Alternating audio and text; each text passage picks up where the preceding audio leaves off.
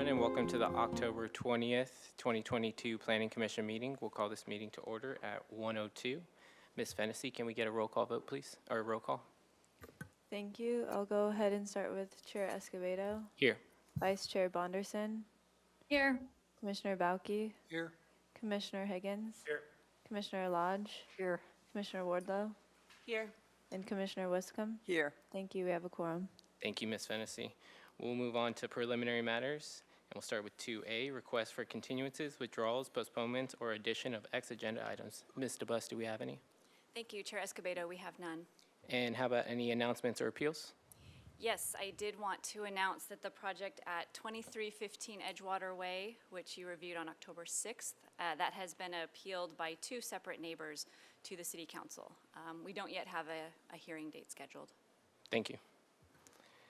And we will move on to review, consideration, and action on the following draft Planning Commission meeting minutes and resolutions. We have the October 6th Planning Commission meeting minutes, the Planning Commission resolution number 00-22 for 2315 Edgewater Way, and Planning Commission resolution number 008-22 for 222 Mesa Lane.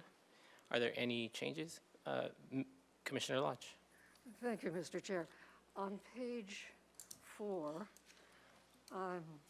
under Committee and Liaison Reports 2A, for clarification purposes, I asked Ms. Fennessy to add where it says regarding the SFDB, and it's the SFDRB membership, that it read regarding changes to the membership. Thank you. Okay. Any other changes? Not seeing any. Mr. Chair, I'll move to approve the minutes and the resolutions, October 6, 2022. And is there a second? Second. I can second. We have a first from Commissioner Wiscombe, a second from Commissioner Lodge. And just to clarify, that's with the changes suggested. Okay. Sorry, yes. All right. Any discussion? I'm not seeing any. Ms. Fennessy, can we get a roll call vote, please? Thank you. I'll go ahead and start with Commissioner Bauke, Abstain. Commissioner Higgins, Aye. Commissioner Lodge, Aye. Commissioner Wardlow, Aye. Commissioner Wiscombe, Yes. Vice Chair Bonderson, Yes. and Chair Escobedo. Yes. Thank you. Motion passes. Okay, so we will move on to general public comment for items that are not on today's agenda. We do not have any speaker slips, but Ms. Fennessy, do we have anyone from the public that is online that would like to give general public comment? Thank you. If you would like to make a remote public comment, please use the raise hand icon. And at this time, I do not see any remote public commenters, so I'll hand it back to the commission. Thank you. All right, so we will close public comment and move on to our first item of the day, 3A. This is 402 South Hope Avenue, and we have Mr. Bauman here for staff presentation. What's that? Right. Good afternoon, Commissioners.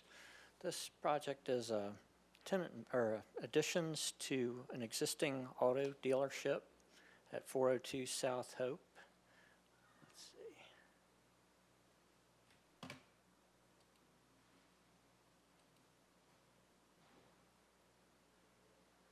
So the project site is located between South Hope Avenue, Hitchcock Way, and Calle Real. Here we see the two existing buildings on the site. The one toward the north is Porsche Mercedes, where additions are proposed. And in between the two, where the arrow is pointing, shows the site location where the proposed electric vehicle maintenance building would be placed. And then to the south is the existing BMW Audi building, where part of a existing covered roof would be enclosed. Or if you can see where I'm pointing, that would be right here, over to the southeast side of that building. So the project proposes to construct a 1,708 square foot electric vehicle maintenance building, 2,354 square feet of additions to existing buildings, and a 467 square foot addition to the BMW Audi building. Just for your information, other improvements proposed with the project that don't involve the requested development plan or floor area. It's a 1,475 square foot service portico for Porsche to replace kind of a portico that they're enclosing with this project, and reconstruction of a trash enclosure at the far north of the site. A little bit of background, this is in it's a zoning overlay called ACS, Auto Commercial and Service Zoning Overlay. And the City Council has already allocated the floor area as a community benefit project in the new vehicle sales category. That was done in October 5th of last year. This is the proposed site plan. It's not a lot of real change to the site plan that's visible from the existing condition. If you can see where it says new expansion on this building, that's enclosing area under an existing roof by putting in a storefront glass window between the columns that support the unenclosed roof. And then again, well, right where it says Phase 1 Porsche, and that points to an area, that's a new building addition, like a footprint addition. That's a corner where there's currently some landscaping and some palm trees that you probably saw at the site visit. We were standing near that area when we met at the site. And then a little bit further east is another new expansion under an existing roof. And then kind of south of that is a new unenclosed portico for Porsche. And moving between the two existing buildings, we see indicated the new electric vehicle maintenance building back in kind of a service yard area, pretty well concealed from view from outside the site or around the perimeter of the site. And then down at the existing BMW Audi building, just a small enclosure under an existing roof to create new floor area. These are renderings from the set of plans. In the center of this image, you can see just kind of a white box from this vantage point. It's more of sort of a triangular shaped building, but that's the new EV maintenance building. And then the additions to the Porsche building, they're called out here. Again, those flat sloping roofs, the big flat slopes, under that is where they're doing enclosures under those two roofs. And then the diagonal corner is the proposed addition where those palm trees are now, and then the portico. And then around on the far east of the property, this is a part of the building under the existing roof to be enclosed, and that's the piece of the building that faces directly toward Hitchcock Way. The Architectural Board of Review saw it a couple of times at least, but the last time they saw it, they were generally satisfied with what they were reviewing. They asked to study the Porsche portico. Originally, when they saw it, it was larger, so that's been reduced. So the project, as it's presented to you, is ready to return to the ABR, where they expect to grant it approval. Environmental review is not really a concern. It's in the existing developed auto dealership site, and it qualifies for a categorical exemption under the existing facilities exemption. Staff can support the project and recommends the Planning Commission grant approval, making the findings in Section 10 of the staff report. And we got a good question from Commissioner Wiscombe this week about a zoning matter.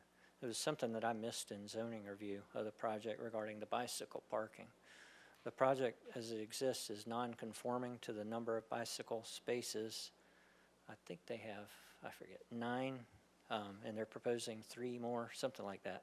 They're proposing additional spaces commensurate with their additional floor area that they're proposing with the project, but the site was already largely, or non-conforming to a large degree for the required number of bicycle spaces.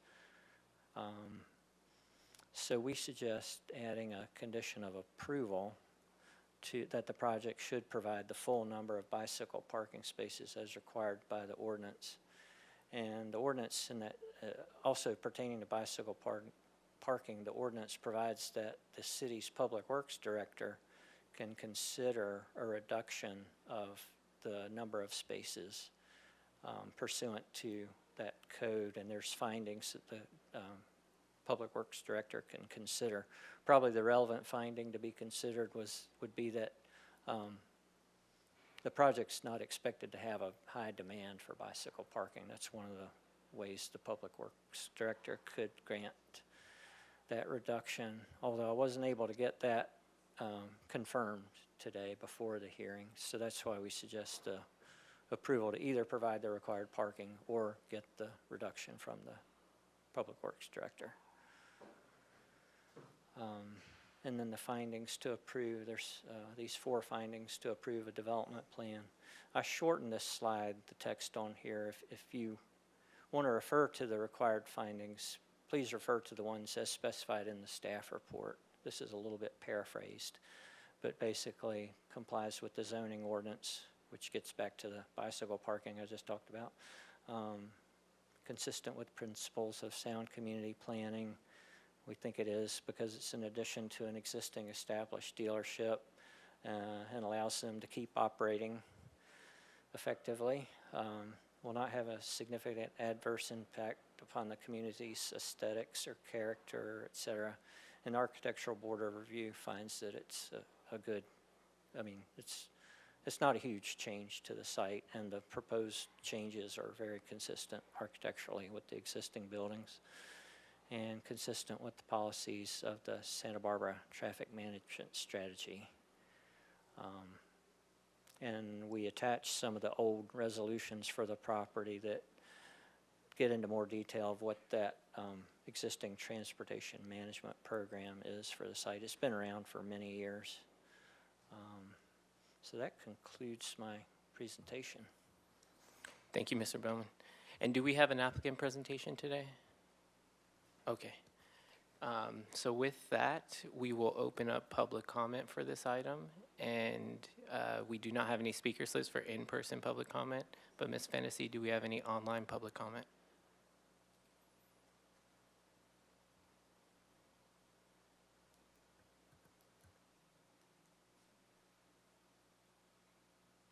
Thank you. If you would like to make public comment for this item, please follow the instructions on screen. And at this time, I do not see any hands raised, so I'll hand it back to the commission. Thank you, Ms. Fennessy. So we'll turn it back to the commission for questions. Any of my colleagues have any questions?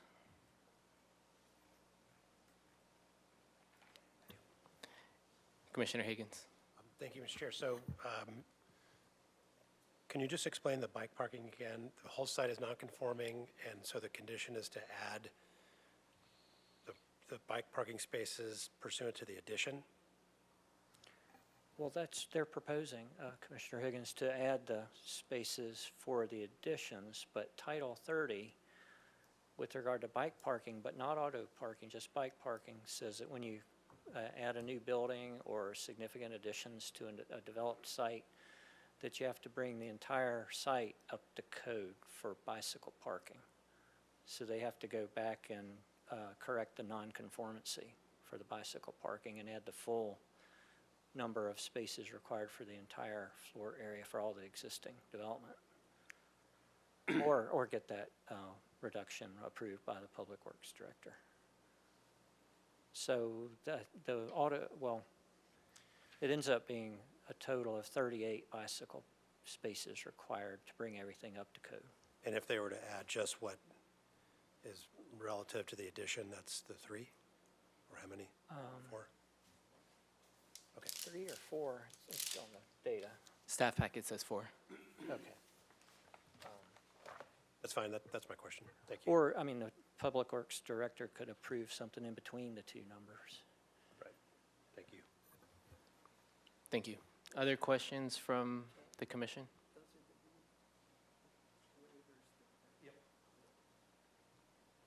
I'm not seeing any, so how about discussion?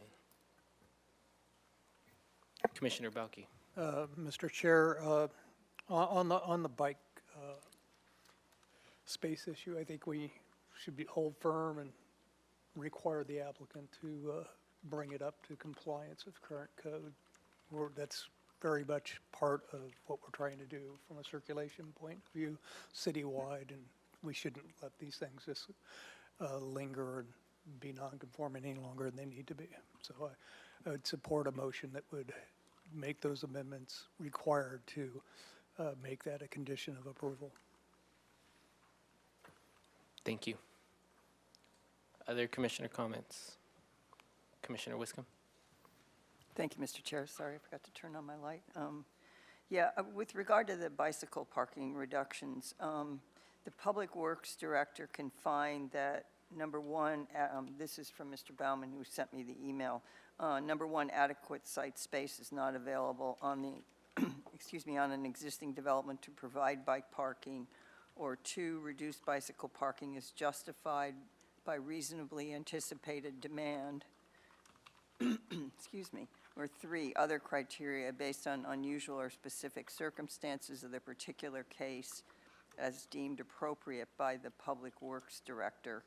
I don't think there are bike lanes on Calle Real or on Hitchcock. Am I correct in that? I'm not asking you to look it up. Does anyone recall if there are? Commissioner Wiscombe, I believe there are on Calle Real. Really? I ride my bike through there a lot, commuting to work, and the roadway's very wide, and like Yes, I beyond the know. white line, there's a good bit of room, but there's not a bike There's lane not a per bike se. lane. That's But what I thought. It's rideable. Yeah, okay. And I suppose we don't know if our bicycle master plan calls for that. Yeah, that's something you don't know. I guess my feeling is I'm willing to support the project, and I think either let the applicant provide the spaces or let the Public Works Director look at the findings and decide if one of them is adequate. So I guess I support adding that condition to the conditions of approval. And I think it's worth a look at the bicycle master plan to see. That's, I think, an important element in the whole discussion and probably in the Public Works Director's decision. And to have a look at that and see where that stands, because I know we've referred to the bicycle master plan quite a few times. So that's my take on it. Thank you. Thank you. Other commissioner comments? Commissioner Higgins? I guess I feel like it's a little awkward in that we would have heard from the Public Works Department on this before bringing it here ordinarily had it been, okay. I see there are bike lanes on both sides of Hope, but not Hitchcock. Yet without, I guess I'm trying to, I might agree with Commissioner Bauke, without understanding what the basis might be from the applicant, I might be in favor of continuing it until we hear from Public Works on it, or we get something into the record from the applicant that justifies it. We do have the applicant here if the applicant would like to weigh in. Please introduce yourself as My well. name is Mike Ramsey. I represent the Santa Barbara Auto Group. I spoke with actually the general manager who couldn't be here today. This morning when this came up, we currently have bicycle racks that are there for the employees to use. We also have a bicycle room for employees or for them to store their bikes away. If we have to add 34 bicycle racks to the project to let it move forward, we'll do whatever we have to do. We're not trying to fight it. We just want to move forward. We've been working on this project for quite some time, and to put it off for adding bicycle racks. It's not their position. They'll do whatever they have to do, so. So, to Steph, what is, we have some standards that, it's like bicycle racks versus actual standards for how big the bike racks need to be, might be a difference of opinion there. Commissioner Higgins, there are requirements for short-term versus long-term parking. The short-term would generally be for clients or visitors to the site, whereas the long-term are for the employees. And so that's, the Public Works Director also does have some discretion to change those percentages of how many are long-term and how many are short-term. So as a long-term for an employee, does that need to be in a locker, an enclosed space, or can it be outdoors? I believe it can be outdoors. They look at things like location because they want the people using those to feel safe, right? That they're not as open to the public, but I don't believe they need to be enclosed. Yeah, across the street at the Jaguar Land Rover, we have spaces that are inside near where they all work for the employees. And there's actually right out in the very front of the building facing Cali Real, there are bicycle racks for people who ride their bikes there to buy a car or look at cars. I don't know. But Mr. Ramsey, what you're saying to us is that you'd be willing to accept a condition that requires full conformance with the standard and that? Yeah, that's that's what we would expect. Of course, yes, we'd like to not have 34 bicycle, loops on the project, but if we have to, we definitely will do whatever. Like I said, we want to get this project to move forward, and I think that's not unreasonable to add them if we have to. So just for maybe, okay, I'll support Mr. Bauke's direction on that. I note it's not exactly congruent, If it was a different kind of commercial center, you might have more people riding bikes, but then again, we do have a lot of impacted parking in the area, so those employees that could ride their bike, they should be encouraged to do that, so. Yeah, no, it is, Yeah, but in the interest of moving along, you'd accept that. yes. Thank you, Mr. Chair. Thank you, Mr. Ramsey. Other comments from my fellow commissioners? Otherwise, I'll jump in. Okay. So I like the idea of requiring it to meet code and then giving the Public Works Director the option of giving some reprieve to that requirement. I would support similarly where Commissioner Bauke and Commissioner Wiscombe were going. So that is it. I can be in support of this project if I can get a motion from one of my colleagues. Vice Chair Bonderson, did you want to jump in?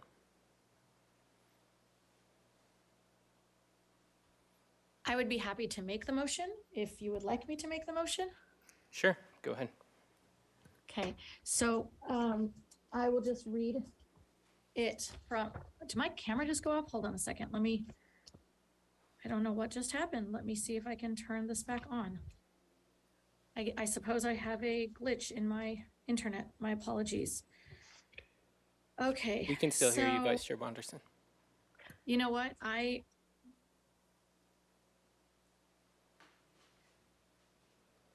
okay. So I will have you help me with this since I can't get my camera. Did it just There turn you back go. on? Yes. All right, so I would like to make the motion to approve this project as it was described in the staff report.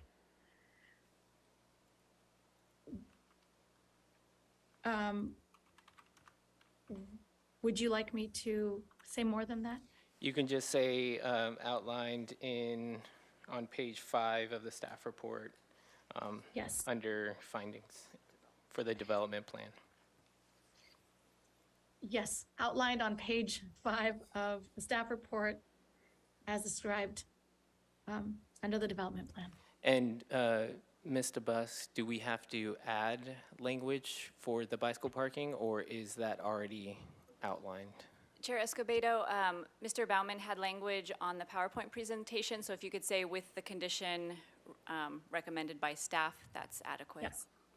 Yes, with the condition recommended by staff to cover the bicycle Okay. language. We have a motion from Vice Chair Bonderson. Do we have a second? Second?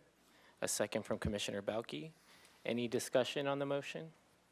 I'm sorry, Mr. Chair, does that include bringing the bike parking number up to the standards to, okay. Yeah, that was the addition that staff had in the presentation. I thought that was to add 3 or to work with Public Works. So, Mr. Chair West? Escobedo, the condition was to bring it up to code or get a waiver from the Public Works Director. Chair Escobedo. Yes. If, and to the commission, just so it's clear, bringing it up to code, the code provides that exception for the waiver. So the code is you provide the bicycle parking, or you have to get a waiver from the Public Works Director that meets specific findings that would allow you to reduce your parking. So I just wanted to make sure that that was clear. Thank you, Ms. Stringer. Commissioner Belke, did you have any? No, I think that works. Yeah. Any other discussion on the motion? I'm not seeing any. Ms. Fennessy, can we get a roll call vote, please? Thank you. I'll go ahead and start with Commissioner Higgins, aye. Commissioner Lodge, Yes. Commissioner Wardlow, Yes. Commissioner Wiscombe, Yes. Commissioner Bauke, Yes? Vice Chair Bonderson, Yes, and Chair Escobedo. Yes. Thank you. Motion passes. And there is a 10-day appeal period for this project. And with that, we will close out this item, and we are going to take a brief recess of 5 minutes. And so we will come back at 1:35.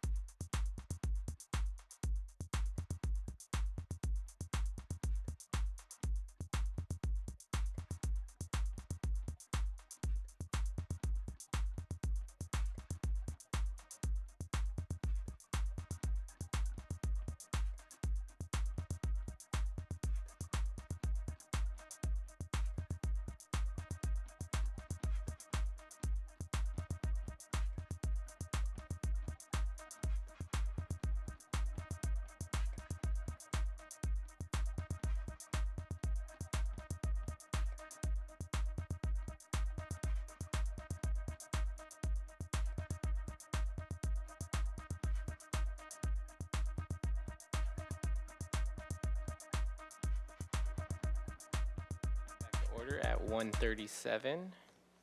And we will open up item 3B, 1336 Shoreline Drive. And are there any ex parte communications? Yes, Mr. Chair, I had met the applicant about 6 or 9 months ago, and we talked about his project. Thank you. All right, and we have, Yes, Chair, I met with the applicant as well about 6 or 9, probably 6 months ago. And so we talked about this project, and I saw some of the drawings. thank you. Any other? All right. And so now we have Ms. Arciniega from staff to give the staff presentation. Welcome. Thank you, Commissioners, members of the public. My name is Megan Arciniega. I'm the project planner on the project at 1336 Shoreline Drive. It's a single-family residence project. It's coming to your commission because it's in the coastal zone, and the property actually spans both the appeals and non-appeals jurisdiction, but as such, it does come to your commission. So the project's located on the mesa across from Shoreline Park, very familiar site on the corner of San Rafael and Shoreline. Here's a view down Shoreline looking at the property on the right-hand corner. It's a single-story residence currently. Oh, let me back up. We're not sharing the screen.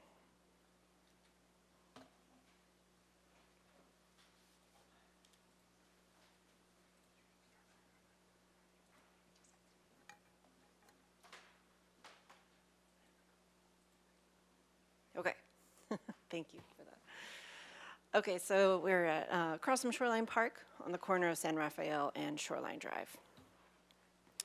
Here's a picture from Shoreline Drive looking at the existing single-story residence on the right, looking up Shoreline Drive. And then a picture of the property head-on at the corner of San Rafael and Shoreline Drive. I will point out while we're on this picture that currently the access to the residence is off of Shoreline Drive. The proposed project would relocate the access and orient the house, the garage access to San Rafael. Here's the residence off of San Rafael. Currently they have a CMU wall. Just to the right of this palm tree would be the new driveway curb cut. So here you can see orienting again. Here's the new driveway curb cut off of San Rafael, and now open yard area off of Shoreline Drive. The project would demolish the existing residence and improvements and construct a new 2-story residence with a basement. There'd be an attached garage as well as an attached accessory dwelling unit that would also have a basement. The proposed residence would be about 2,000 square feet with an 1,100 square foot garage, basement. And then the accessory dwelling unit would be about 450 square feet and a 575 square foot basement associated with it. Here's a south elevation as you would see the property from Shoreline Drive. You can see a little bit of an outline of the neighboring property to the right. They have a proposed 2-story second floor deck and orienting windows, and then this would be the accessory dwelling unit, and then also the basement of the accessory dwelling unit would be below this elevation. This is the view off of San Rafael, the new proposed garage and access off of San Rafael, and you're seeing above the garage would be a kitchen, second floor deck, and then on the right bottom is accessory dwelling unit, main primary residence, amenities on the top. Here's the view, the east elevation view. So this would be the view from the neighbor on their shoreline side. And then the north elevation, so this is the view from their neighbor on San Nicolas. The applicant did do a context study and the 20 closest lots comparison for the single family design review board. The neighborhood is comprised of a lot of single stories with also 2-story houses kind of mixed in. The Single Family Design Review Board saw the project twice in a pre-application stage And then the project was revised afterwards to reduce some of the square footages and change some of the architectural features. The Single Family Design Review Board last saw it and continued it to your commission with positive comments. They made comments on compatibility and the good neighbor guidelines, but they will ultimately make those findings when the project returns to them for project design approval. And then they'll finish the final approval with details on windows and architectural treatments and landscaping. So here's the property as it relates to the surrounding area. You can see it's directly across from Shoreline Park. It's strictly in an area used for residential. The project is proposing a residential use, so it's consistent with the zoning and land use designation. It's split between the non-appealable and appealable jurisdiction of the coastal zone, but it is outside all of the shoreline hazard areas in this zone, so none of those policies apply to the project. Another thing we look for is whether or not it's in a key public access parking area. So in the coastal zone, our policies protect public access to the coast. Our LCP has outlined areas that are critical for public accessing, things like Thousand Steps, Shoreline Park. So although the property is adjacent or across the street from Shoreline Park, it's outside of the identified key public access area. So the accessory dwelling unit doesn't require additional parking. It is also an area of scenic resources. We're familiar with Shoreline Drive being a potentially a potential scenic route. So it's not actually designated, but it is potential. So it's highlighted in green, and then the bubbles around Shoreline Drive kind of show from Shoreline Drive which directions have the most critical views. The yellow, so our property is right here. So the yellow is neutral or zero. So basically when you're on Shoreline Drive looking towards the mountains, the immediate foreground is a neutral scape. It's not negative, it's not positive. But then as you look out further towards the mountains, that's a more important view. And then also as you look out over towards the ocean at Shoreline Park, that's more of an important view. So the required findings for your commission to consider and act on today would be for the coastal development permit. It requires a coastal development permit. Staff has reviewed the project. It's consistent with the policies of the Coastal Act and our city's local coastal plan, all implementing guidelines and the code provisions. So staff recommends that your commission consider the materials before you today and make the required findings in Section 9 of the staff report, and approve the project subject to the conditions outlined in Exhibit A. That concludes staff's presentation. Thank you. And do we have a applicant presentation today? And welcome. If you can introduce yourself and the members that have joined you today, you'll have 15 minutes to make your presentation. Thank you, Chair and Commissioners. My name is Heidi Jones with SEPS. We're pleased to be here today to present the proposed project. And I have to say it's nice to see you in real life after 2 years of being online meetings. If you could pull up our presentation, staff, that would be appreciated. And thank you to staff, by the way, for their staff report and their collaboration through the review process. It's much appreciated. You can click to the next slide, please. Our project team today, we have property owner David Moline with us, as well as our design and consultant team, Blackbird Architects representatives from Margie Grace Landscape Architect Designs, Ashley and Vance Civil Engineering as well. Next slide. As staff pointed out, the proposal is fairly straightforward with a demolition and rebuild being proposed, as well as associated landscaping and hardscaping. I will note that we opted to go through the voluntary PRT process, as well as a one-time concept review with Single Family Design Board to get early feedback, as well as go through the planning review process. With that, we'll have a brief couple words from the property owner, and then on to our architectural presentation, and we're here for questions. Thank you. Good afternoon. So I'm David Moline. I just wanted to take a couple minutes. My team had suggested I would do that. So we came to California in 2014 when I joined Amgen in Thousand Oaks. The last 2 years, actually, I was trying to retire, but they asked me to join Moderna to take what was a science project at the time and turn it into a vaccine, which fortunately we were able to do that. And there are about 1 billion people now that have benefited from that effort. I'm now retired, and we have this project which we've been excited about. But when we came to California in 2014, we looked around the whole region and decided to buy a place on the Mesa because we really liked the neighborhood. It was very compatible with my wife and I, our own ethos of family-friendly, small lots, open type spaces, so there's not fences in the front. You get to know your neighbors. It's a little bit close, so we know our neighbors, the immediate ones, actually quite well, and we like that. So it's been very good for us. Likewise, we joined Santa Barbara. We came here because we like the idea of restrained development. Inevitably, development's happening and will happen, and there are a few places in Southern California I can attest to that have the kind of environment of a small town that I know it's your intent to keep, and that's attractive to us. So we started the project here.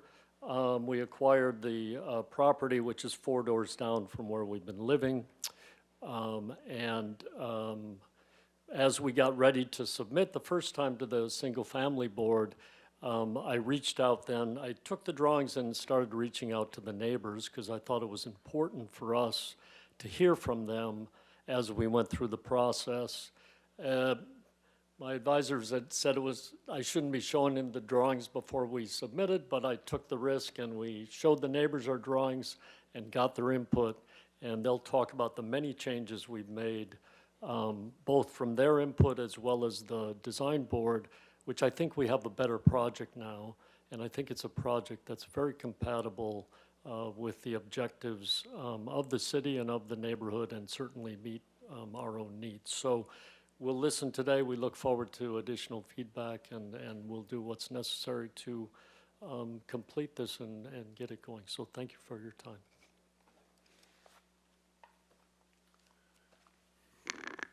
Chair Escobedo, members of the commission, staff, thank you. Again, thanks are due. Megan Arciniega has done a really professional interaction and report, again, that we appreciate. Next slide. Honestly, the Molines have done more outreach with SFDB and the neighborhood than any project in a long while. So it's uncommonly good listener, I would say. The staff report and the site visit, I think that you understand the project probably pretty well. So we'll flip through a few slides and I'll add just a couple of highlights. If you can see this dot,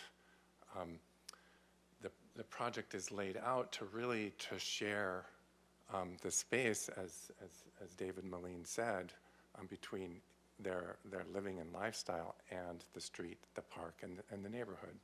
And therefore, the open corner, in essence, on the big picture site planning. SFDB was very encouraging of that from the get-go in our first review, and they did have a few comments that were implemented before the subsequent review. Next. These model overviews, I think, again, point out this opening up of the corner and the relocation, again, of the driveway around to the quieter street. It also, from a big picture planning point of view, instead of having a garage door and a driveway to the public side and to the park, the proposal has deck and the entry and little patio for an ADU. And I think all of us could imagine when we were in our 20s or when we're in our 70s that we might like that tiny little ADU as a good place to live. Next. Articulation. Feedback along the way has been about this articulation of the proposed house. And I would say this, again, is very articulated. Oftentimes you'll hear about this notion of wedding caking a project in relation to the street, but there's also a lot of in and out in the site plan to all four sides.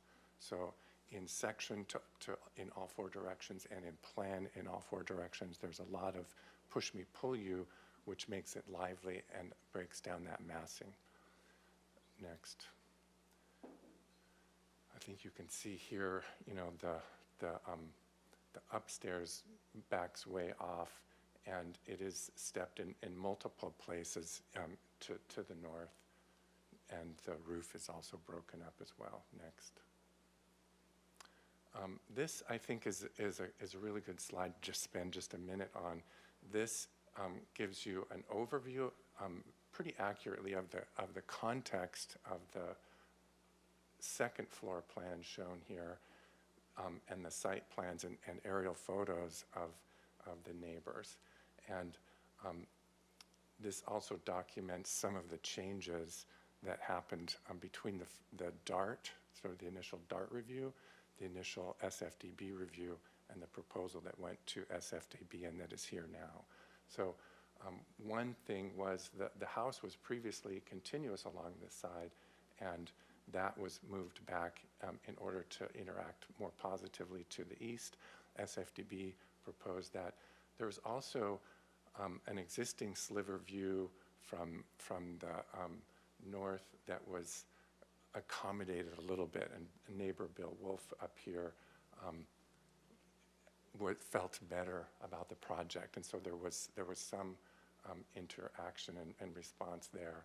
On the north, previous proposal had a deck that was occupiable for a table to the north side, and SFDB said, that could be quieter, and David said, let's just make it a little access way. We can have an herb garden adjacent to the kitchen. It's really not a place where anyone would spend time. It's really just an access aisle and a very deep planter such that anyone who's on the second floor is spatially and visually buffered from northward views. So we have sections about that. And then again, some interactions in the landscape and the site. And the initial proposal actually had a JADU, a junior ADU, as part of the project, and that was just completely eliminated. So now we'll just step through that next. This landscape plan, we have Selena here who could speak to that. I think it's very clear, drought tolerant, open, sort of view accessible, water saving, let's say beach oriented landscape. Next. The hardscape and layout next. Sorry, just go back just for 1 second. Again, the access to the ADU is along over here, adjacent to the driveway of the neighbor, and so they have a small patio here that arrives to the ADU's living and kitchen space, which is on the ground floor. And then it's sleeping areas down below and a bathroom. So next.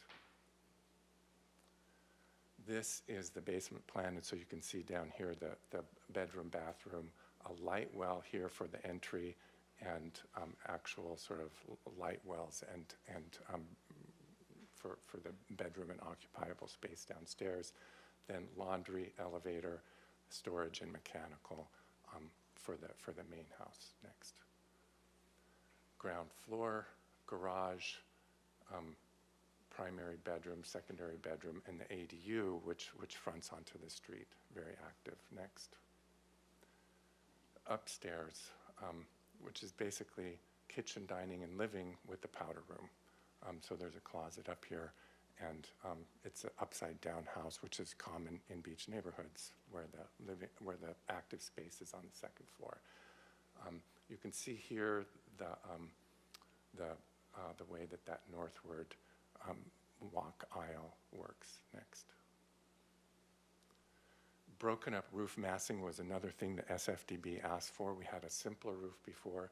This actually gives us a chance to have net zero PVs that could actually fit on these flat spots and then be essentially barely, if at all, visible to the street side. Next. this south elevation, and you can see it's pushed back in all directions, and the articulation. Next. So that's the street side elevation. This is the east elevation along the side yard, again with things stepping away from the property line here and well away from the property line over there. Next. This north property line with a planter that is 3.5 feet deep and 42 inches tall. So that is a physical view buffer. And then these incidental areas in the back are 25 feet away. Next. The street side to San Rafael, again, very articulated garage on the neighboring property, in essence, uphill and adjacent to the garage on our proposal. Next. This is a subject of the site visit. So this is cutting through the kitchen dining area, the little access aisle, the 3.5-foot wide planter, 42-inch tall planter, so physical barrier that really can't be changed, where herbs and plants could be on there. And you can see that if someone is standing inside, they can see the roof over here, but their view down into the yard is limited. And that quiet side was really part of what SFDB found convincing and appropriate. Also just noting there's a 3-foot retaining wall that exists, and therefore an uphill sort of advantaged situation to the 106 San Rafael. Next. The streetscape. Next. Staff has done a great report. And next. That's the end of the comments, and we're here if there are questions. Again, thank you. Thank you. All right. So, excuse me. With that, we will open up public comment for this item. And we have one speaker slip. If you just give me a second to reset the clock. Each individual will get 2 minutes to make public comment. And to start, we have Dawn McGrew. Welcome. Hi. Should I stand here or should I sit with my presentation? Oh, you have a slide, I believe. I have a slide I yeah. wanted to show. What would you prefer? You have a mic at either one. Is there a cursor? I think you can just point using your finger and it should come up, or give us 1 second.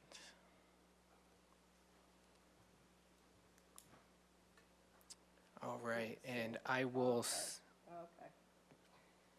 let me know when you're ready and I'll start the clock. Just make sure to talk into the microphone.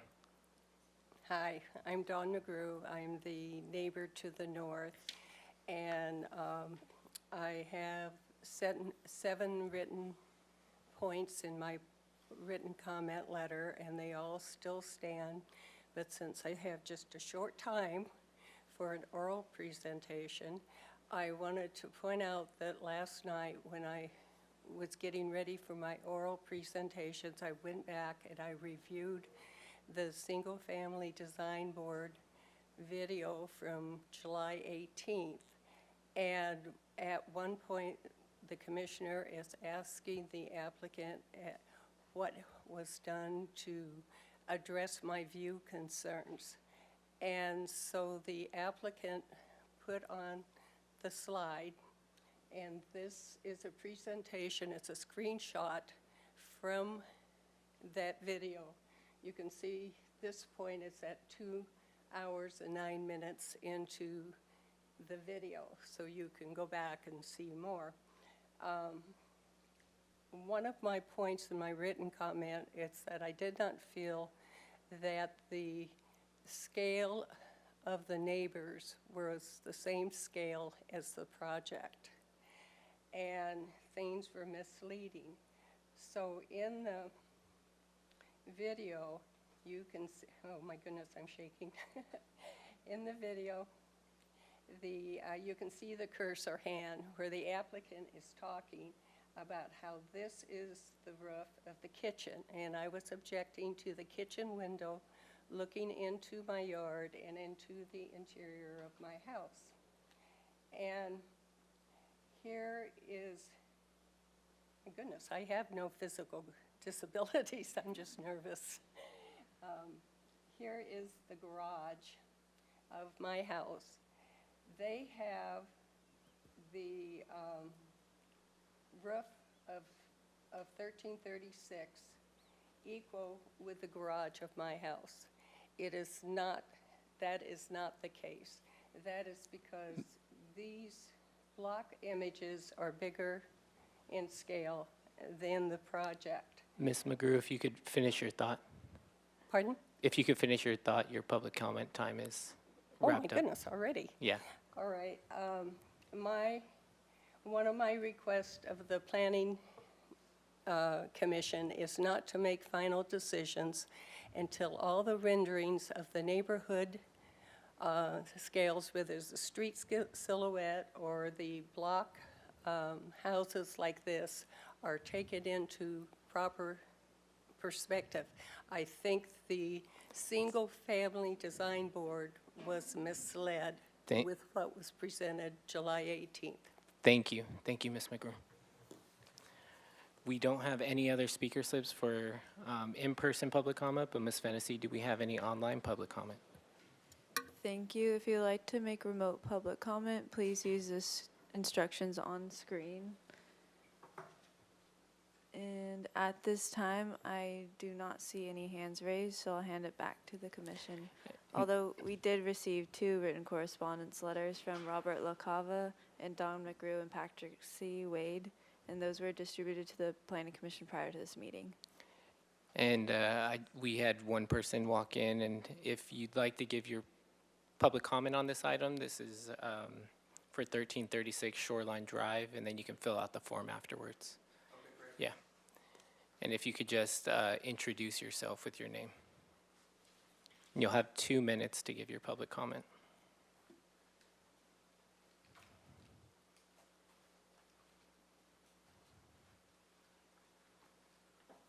Thank you, Jared Ficker, a neighbor residing at 1316 Shoreline Drive, and busy day, so appreciate you guys accommodating me. I guess I got it just in time. I did submit a letter, and we had submit letters previously, and so I think it just went in today, so it's probably not in your packet, but I'll just summarize it real quickly. And it's consistent with the letter we put in, I think it was February earlier this year when this process was just started with the Single Family Design Board. But first of all, we strongly support the project. I've really had the pleasure of getting to know the Molines. They were neighbors of us in their previous residence right next door. And, you know, a lot of modifications and changes based on feedback from neighbors and our Single Family Design Board have been integrated in this. I think just generally, I'd just comment on being neighbors for, I think, over 6 years. You know, it's just, the Molines have reached out at every point and talked to neighbors, encouraged us to introduce them to other neighbors. I mean, this is kind of just Mesa living. We're all living on top of each other, and everyone has to kind of deal and be good neighbors with one another, talk when there's noise and other things. And, you know, I think they took that same approach as being a neighbor in terms of how they approach neighbors and considering changes in design of the project. And I think it was said before, commented in some of the letters, you know, I think, you know, the Williams were never really emotional about this. If somebody commented and said, hey, let me see what I can do. Let me see what I can do to figure that out. And so I really appreciate that style and approach in terms of how they've done. Just a few comments. I mean, there originally was a junior ADU in this project. It was dropped out. There were a lot of refinements in terms of roof lines and other things in the Single Family Design Board's review. Candidly, a lot of them I think didn't make sense to me. But nonetheless, you know, Mr. Moline and his wife Barbara, you know, made those changes and integrated them in the project. So it's just a pleasure to see neighbors working together, listening to each other, trying to solve problems, and that's what you have in this applicant. And I'd encourage you to help them get through the process and finish this up. So thank you for your time. Thank you. Mr. Chair, we do have one hand raised on remote public comment. Would you like to let them speak? Yes, please. Thank you. Robert LaCava, I have unmuted you, and you have 2 minutes to speak. Good afternoon. My name is Robert LaCava. I want to thank the commissioners for their difficult work and thoughtful planning. I respect the right of Ms. McGrew and Mr. Wade to object to some of the elements of Mr. and Maline's development project. My wife and I believe Mr. and Mrs. Moline also have a right to develop their property within the scope of existing legal precedent and building codes. Shoreline Drive has a number of new 2- and 3-story homes which border older existing single-story homes. Without exception, the new 2- and 3-story homes enable views into neighboring properties on all sides. Privacy issues are easier to define on large properties. It's more difficult where buildings are 12 feet apart. So I'm just making general comments here. We believe that the past and precedent for development of new structures will certainly guide this project moving forward. A review of the existing homes, 2-story and single-story on Shoreline Drive, should be a guide for the commissioners. Thank you very much for allowing us to provide comments. Thank you. And Ms. Fennessy, do we have any other public commenters today? Thank you. We do not have any additional public commenters. Thank you, Ms. Fennessy. So we'll turn it back to the commission for questions. Commissioner Balke? One question for probably the architect. And it's pretty straightforward and simple. Usually projects bringing themselves up to their setback in the front. Why did you not do that in this case, considering the issue I'm seeing here is with the neighbor behind, and so you've pushed it back farther because of that? So what was the rationale?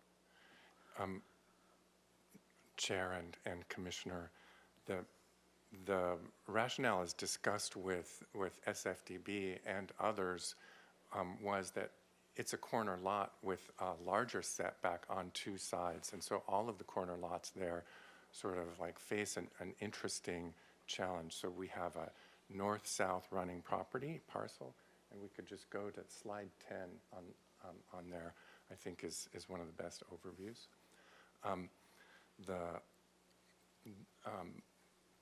Because of these larger just sort of site situations relating to street and properties in 4 directions, the setbacks are greater to both street sides, and so that's compulsory.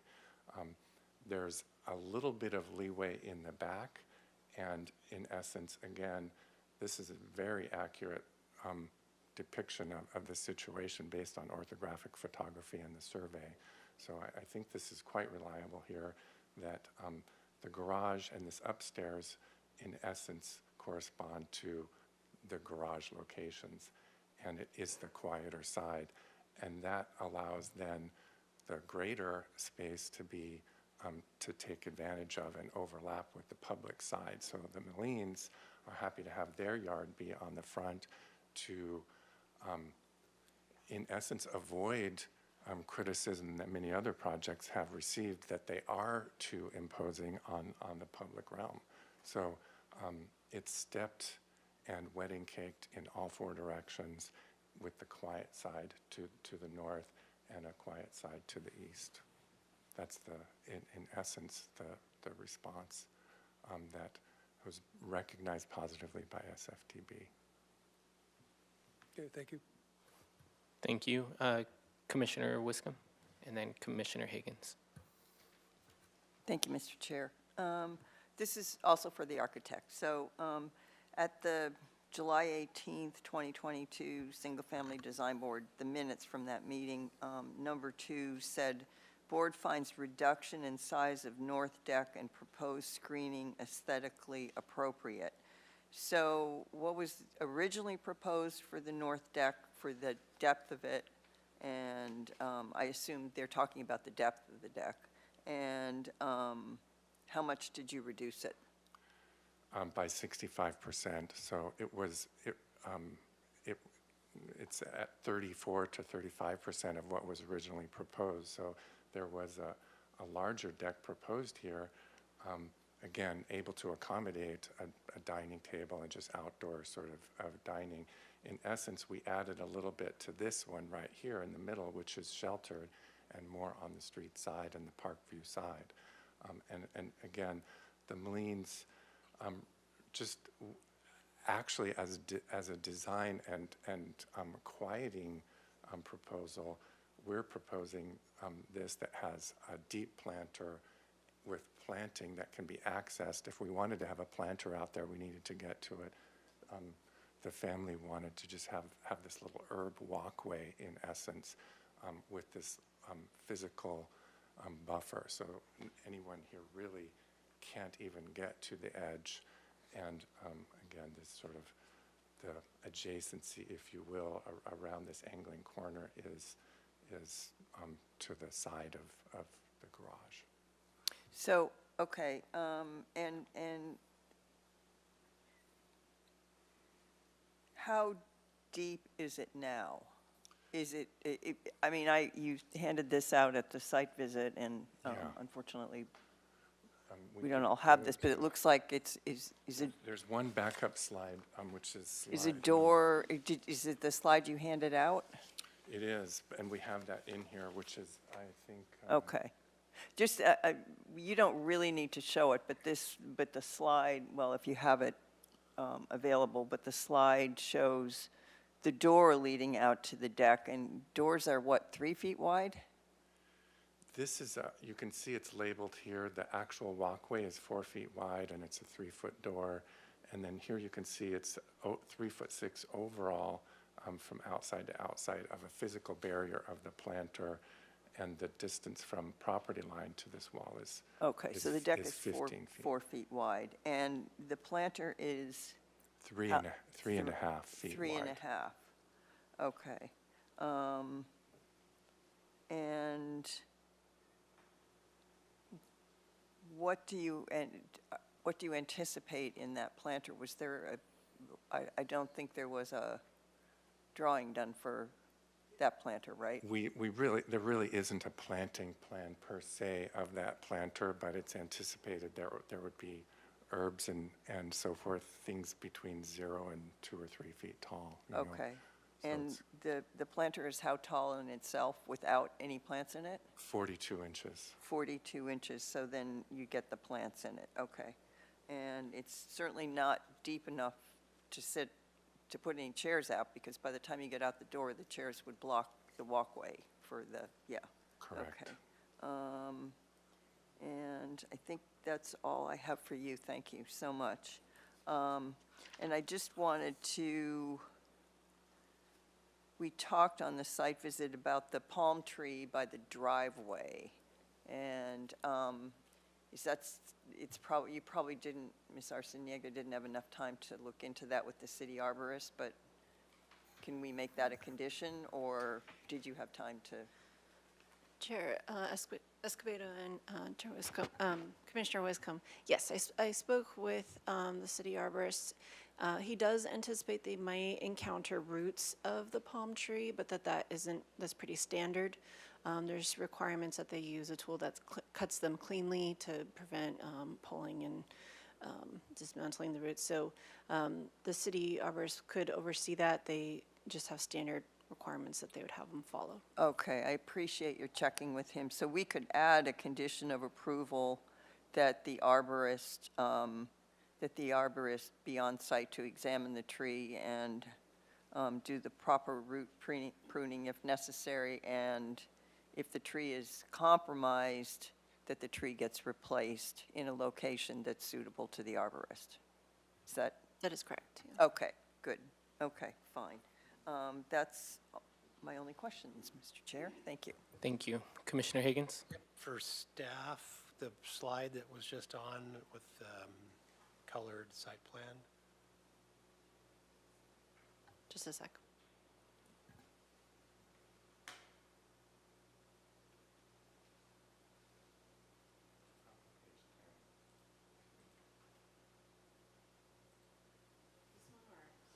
no, This one it's or the probably a landscape sheet.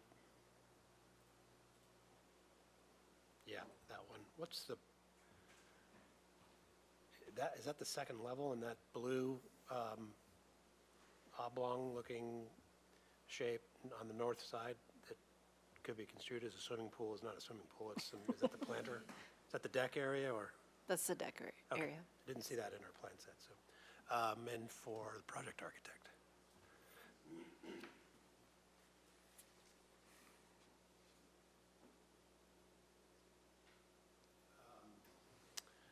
So, let's see here, what goes in the mechanical room? Downstairs. Yeah. Interestingly, we're all electric now, so we actually have more and higher efficiency equipment, heat pumps, fan coil units, and as you know, nowadays everybody's got more internet stuff, household electronics and so forth. So it's a kind of that size. Telco room or something like that. Hot plus. water heater, Okay. that kind of stuff. And let's see here. Can you go back, and we talked about this at the site visit too, but where are the windows into the into the basement level living areas? Because I don't see those on our plans.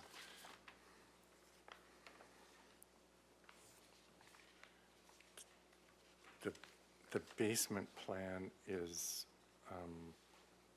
sheet 13, I think. Yeah.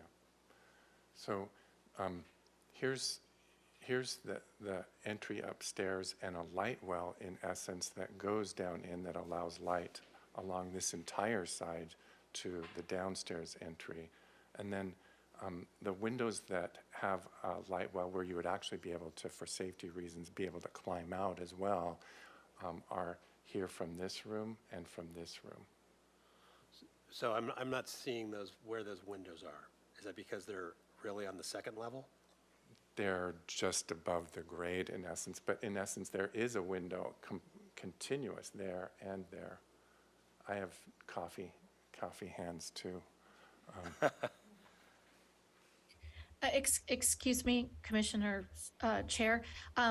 Can we please ask the architect to describe which areas the windows are at? Because when we say the word "there," I don't believe viewers really understand where "there" is. I can't tell where your pointer is at all. Do you mind just calling out the room names, perhaps? Or Yes, describing them? Ms. Arciniega is going to use the cursor. Can you see the cursor? That's excellent. Yes, I can. Thank you very much for the adjustment. Thank you for that feedback. So we don't see those on the elevations, correct? You don't, because in essence they're below the ground. So this light well is broad and below the grade. And let's see, one second.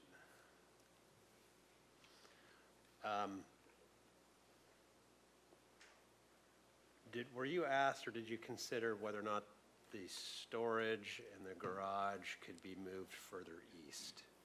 So if you were to take that 600 square foot area or so and move it all the way to the back or the eastern property line, you'd lose the mechanical room and you might lose a bedroom on the second level. Is that about right? Yes, and that actually is the primary bedroom there on the main level. So on the That's the master bedroom? Yep. Okay. And how many bedrooms are there? Are there? Two bedrooms, 2 bathrooms. But then with the ADU has 2 bedrooms? It has 1 bedroom and a very, very small, 1 bedroom, 1 bathroom, and a super small sort of a study? work study or bedroom. Okay. And so you didn't consider moving, so, obviously the reason I'm asking is because it looks like the majority of the view obstruction from the neighbor to the north side is of that form, of the garage form, that just, even if you were to do anything with the kitchen above, it's really just the form of the garage that's blocking most of the view, right? Actually, it's interesting because if you do go back to slide 10,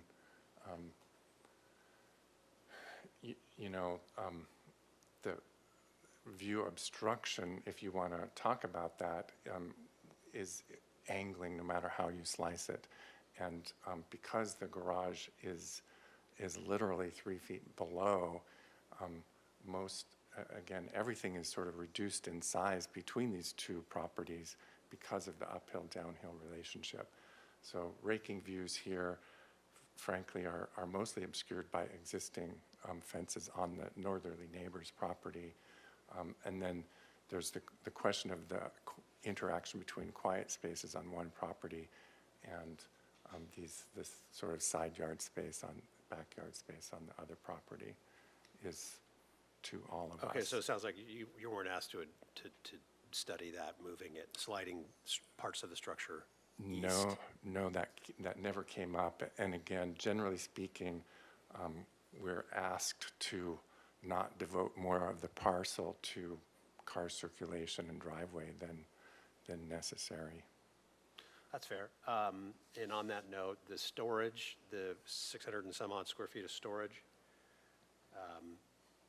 did you look at whether or not you could lower the overall roof and plate heights on sort of the north side by instead making that area garage and not devoted to storage, lowering everything a little bit? Commissioner Higgins, as a matter of fact, we did, and it's interesting. It became really infeasible because of the slight elevation gain from here to there. The downhill portion of that driveway becomes like, sort Too of steep. impossible. Yeah, unless you were to move it all to the east, theoretically. Right. And then, question for Mr. Moline. Don't take this the wrong way, but we have this question's going to appear invasive. Pardon me? This question is going to appear invasive to you. Yeah, I'm used to that. But you're in Yeah, the go ahead. medical industry, so we have a larger conversation in the city about rents associated with apartment projects and whether or not rents should be studied or tabulated with regard to ADUs. Do you have any, and this is non-binding, I'm just curious it's about okay. what's your Yeah, no, it's a great question. So why an ADU, if I may? So I have one of my sons lives in Santa Barbara. He lives on his sailboat, and he and his friends are all in a very precarious existence because of the high rents. And so as we worked on this project, we thought about this idea of an ADU and contributing, and who knows, maybe he says right now that's not interesting to him, but it's an example of either he or his friends or my wife's extended family. So we haven't really thought about the rental question, to be honest. But we do think to have a second living space that's not intrusive to the property, which I think we've accomplished with the basement design, for me personally, is very aligned with the policy objectives of the state and of this city. So that's how we're thinking about it. I don't know, does that answer your question? Yeah, Without it telling does. you, I haven't thought about rent. No, we have an ongoing, I'll say, work effort to try to get at a profile of who's renting apartments in this and for how much, and whether or not we can meet our state housing mandate goals with ADUs, et cetera. So I appreciate the answer. Sure. All right, thank you, Mr. Chair. Those are my questions. Thank you. Commissioner Balke, your light's on. Did you want? I have a question of staff, which goes to parking. In this proposal, we've moved the garage orientation off shoreline around the corner. Is the Coastal Commission going to be concerned of the possible loss of parking? One space means a lot to them. I was just wondering if we're setting this applicant up for failure at the Coastal Commission if it gets appealed to them.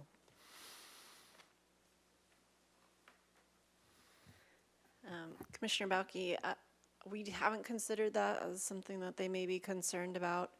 I think the transportation was supportive of the change just because of the impact to shoreline. It's easier to have access and slowing if you can pull into the driveway on San Rafael. But certainly the Coastal Commission's interested in parking and loss of parking. I would say they have a right to have access, to driveway, but I don't think we could answer. Good, thank you. Vice Chair Bonderson.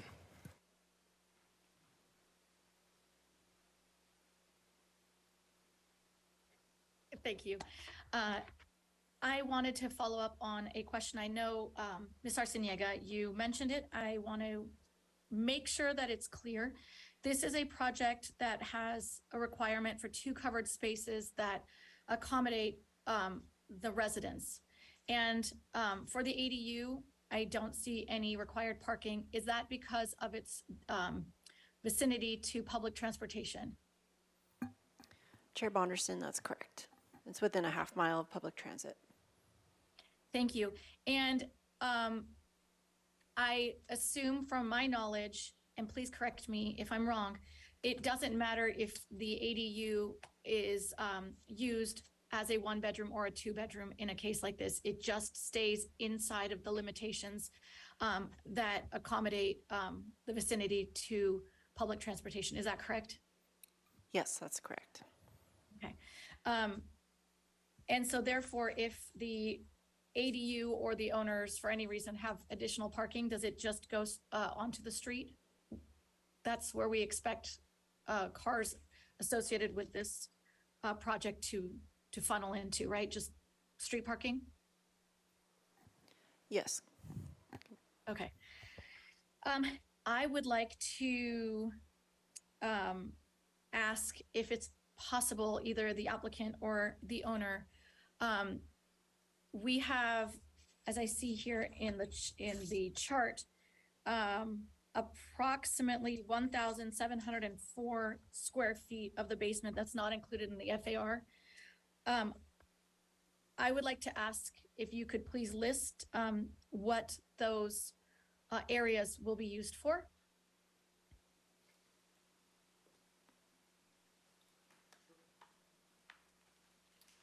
Yeah, so I don't know if you want to show the drawing, but about half of it, or 60%, I believe, is the ADU.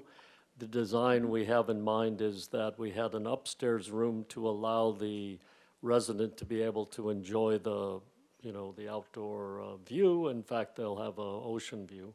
And there's 2 bedrooms and a bath, I believe, in the basement, which is available to an ADU. And that, if they're like us, we usually sleep in the basement, so we think that's pretty good. And then if you look at the other portion of the basement, there's an extra bath, and then we have, as already discussed, the mechanical room, and then storage, which, again, I observe in California, being, newcomer, people use their garages not for cars, but for storage. So we thought, well, why not actually have storage available, and then we can park in our garage. And what I observe is normally people fill their whole garage with stuff, and so that storage area is the size of a garage. And the other point, the reason I wanted a basement is because, frankly, architects sometimes forget about the mechanical stuff, and it ends up impeding when you get into the real construction. So I said, let's do a basement. We put a mechanical room in. If you ask me, I think there's going to be more, but we've got some room there to accommodate that later. Does that answer the question? That is extremely thoughtful. You have a little bit of an emergency backup there. I have a question with regard to the bathroom in the basement level. If this is just storage and mechanical, what does that bathroom that is not part of the ADU, who does that serve? Why is that there? So this, if we can collaborate, Ms. Arciniega, so there's a powder room there, and adjacent to it is the laundry room, as well as all of this storage, the mechanical and the elevator and the stair. So the powder room is really just, there's no shower in there or anything. It's just meant to be adjacent to the laundry room and to facilitate. I mean, the Molines are thinking about this as sort of long-term, multi-generational, into our golden years kind of a place. Mm-hmm. And therefore, the elevator, for example, at SFDB, they asked about the elevator, and it was, interestingly, it's a diversity and equity of access point of pride as well, I think, about the project, but in recognition of long lives. I have to commend the thoughtfulness of the design. My concern that I'm sort of getting to, but I wanted to explore the information with you first, was storage of this size is quite an extensive amount of storage, whether you can fill it or not. But that space does not go towards FAR. And my concern is that it's possible to develop it into usable, habitable space. So my question to staff here is what kind of control or enforcement do we have as a city that allows us to be aware if this space then changes use and impacts the FARs, which is a big concern of our community? Chair Escobedo and Commissioner Bonderson, zoning enforcement would be the mechanism to report space that's being used as it wasn't permitted. As far as affecting the FAR, the basement square footage doesn't play into the FAR calculation, so it's intentionally split out from the square footage descriptions because it doesn't contribute to the FAR calculation. Yes, exactly. That's exactly why I'm bringing it up. Is I did a quick calculation using the online calculator, and if we did include that 1,700 plus square feet, it would actually go over the allowable FAR. So my question here, I guess the direction I'm thinking here is, if for any reason at any point in the future this were to be developed into habitable space, it would then go against what we're approving.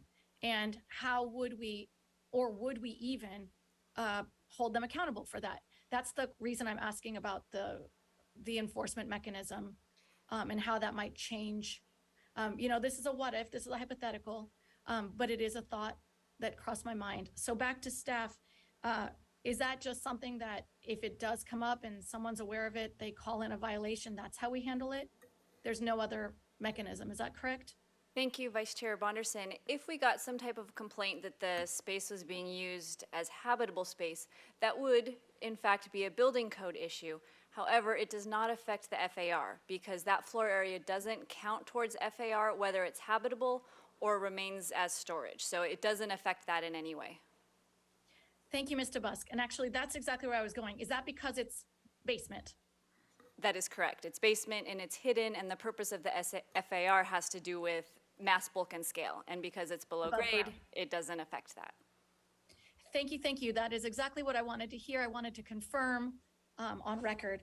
And the very last question I had, it goes sort of in tandem with what Commissioner Higgins had already mentioned. It might be a question, I guess it goes back to the architect with regard to the design exploration of shifting the garage space back. To follow up with where you were going with your response, I wanted to know, was the main reason that the garage space had not been considered to shift towards the east simply because the length of the driveway would then be an additional circulation square footage added to the project? Was that the main reason? Vice Chair Bonderson, yes, indeed.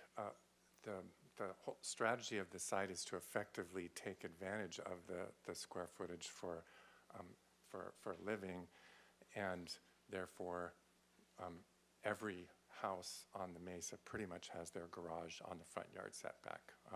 That's pretty much universal, and that's just so that your driveway isn't taking up any more of your property than necessary. Frankly, in this case, having the garage be further to the west keeps it, let's say, in a more positive adjacency to the northerly neighbor, because they care more about their backyard that's to the east, and then their garage is to the west. So we're aligning as well as we can with that. One quick comment in follow-up regarding the downstairs powder room. There's no powder room on the ground floor, as a matter of fact. So the owners wanted to say, like, okay, if somebody's here, they could hop down the stairs, or again, when you're doing laundry or whatever. So, and again, the storage is a very disadvantaged space. It's completely underground. There's no daylight in there, And it really is, per David Moline's comment, it's just all about actually being able to put your cars in the garage. Thank you. That's all very helpful to understanding the design. I appreciate that you brought up the fact that there isn't a powder room type use on the ground floor. I noticed it too, but it's good to hear.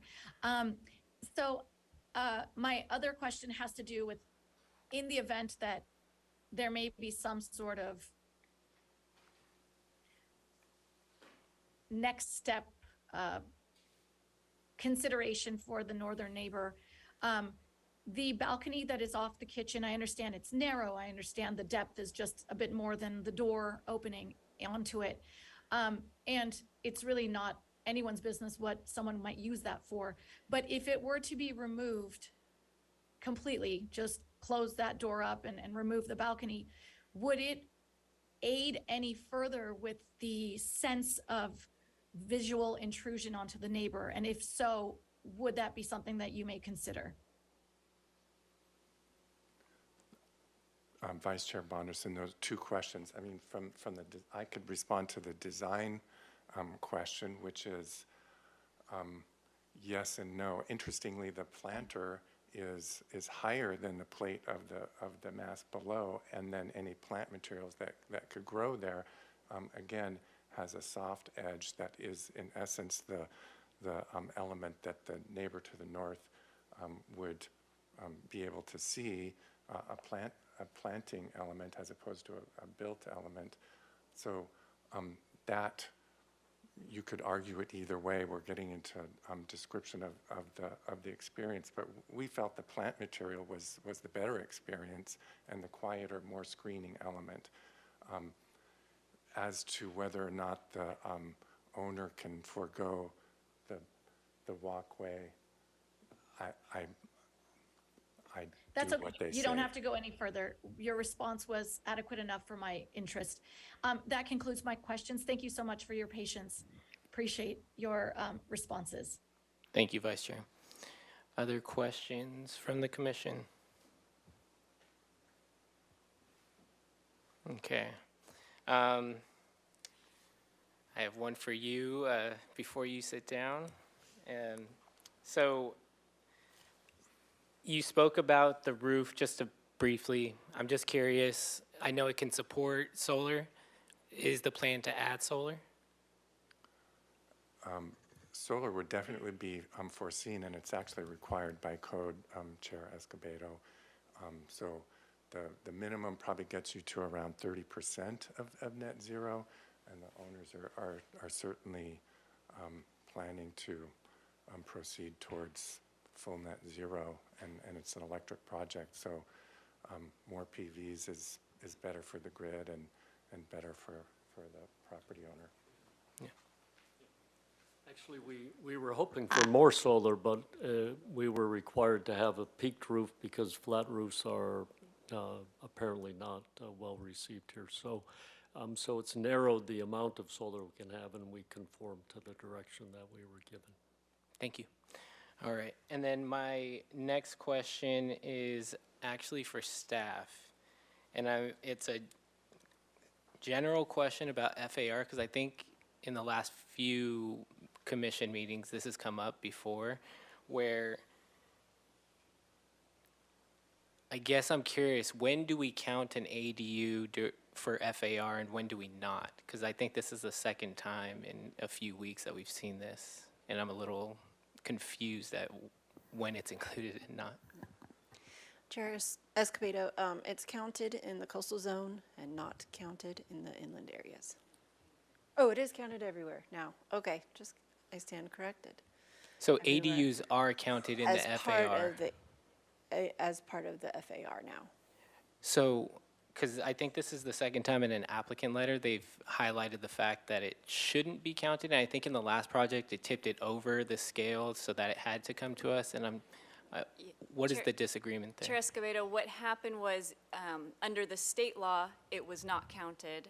However, when the city's ordinance went into effect, which I believe was February officially of 2022, that's when they started counting towards the FARs. So some projects like the one you saw a couple weeks ago they thought they were under the FAR until it started counting. I believe this project designed with that knowledge in mind, so that's why it stayed under the FAR limit. But yes, they are always counted towards FAR. One note is with this project, a portion of the FAR is part of the basement, so that portion does not count towards the FAR. Correct. And I know that we're going to be working on ADU ordinance amendments. Nothing in there is going to change. Commissioner, or Chair Escobedo, we are not planning to change that. Okay. No. All right. Thank you. Those are my questions. And I will turn it back to the commission for comments and deliberations. Commissioner Wiscombe. Thank you, Mr. Chair. I'm just going to read some of my notes. There's always challenges in these projects with two front setbacks. They're difficult. We've seen quite a few of them. I've seen quite a few of them over the years. And I think that the architect's done a great job on that. Putting the garage on San Rafael, I think, is a great idea. The Mesa is somewhat parking challenged. As you get towards Shoreline Park, it's very parking challenged. But a lot of people on the Mesa, they're parking challenged because they don't use their garages for parking. They use them for storage. I know, I live there. So I appreciate the fact that you went through the PRT process. I think that's really great, and that you reached out to the neighbors to get input at all steps of the way. I think that's just a good neighbor policy that really helps move projects along, and you get a lot of cooperation. I appreciate the deck reduction. I think on the north, 65% is pretty significant, and the width of the deck on the north is you're not going to sit out there. You're not going to put anything out there that's going to be permanent. It is just going to be a walkway. It's just too narrow for that. And just some rough calculations, the planter's 42 inches high.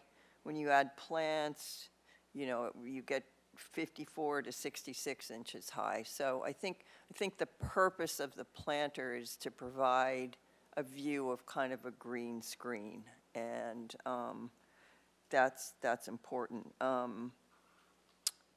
I would like to see a condition of approval about the palm tree next to the new driveway.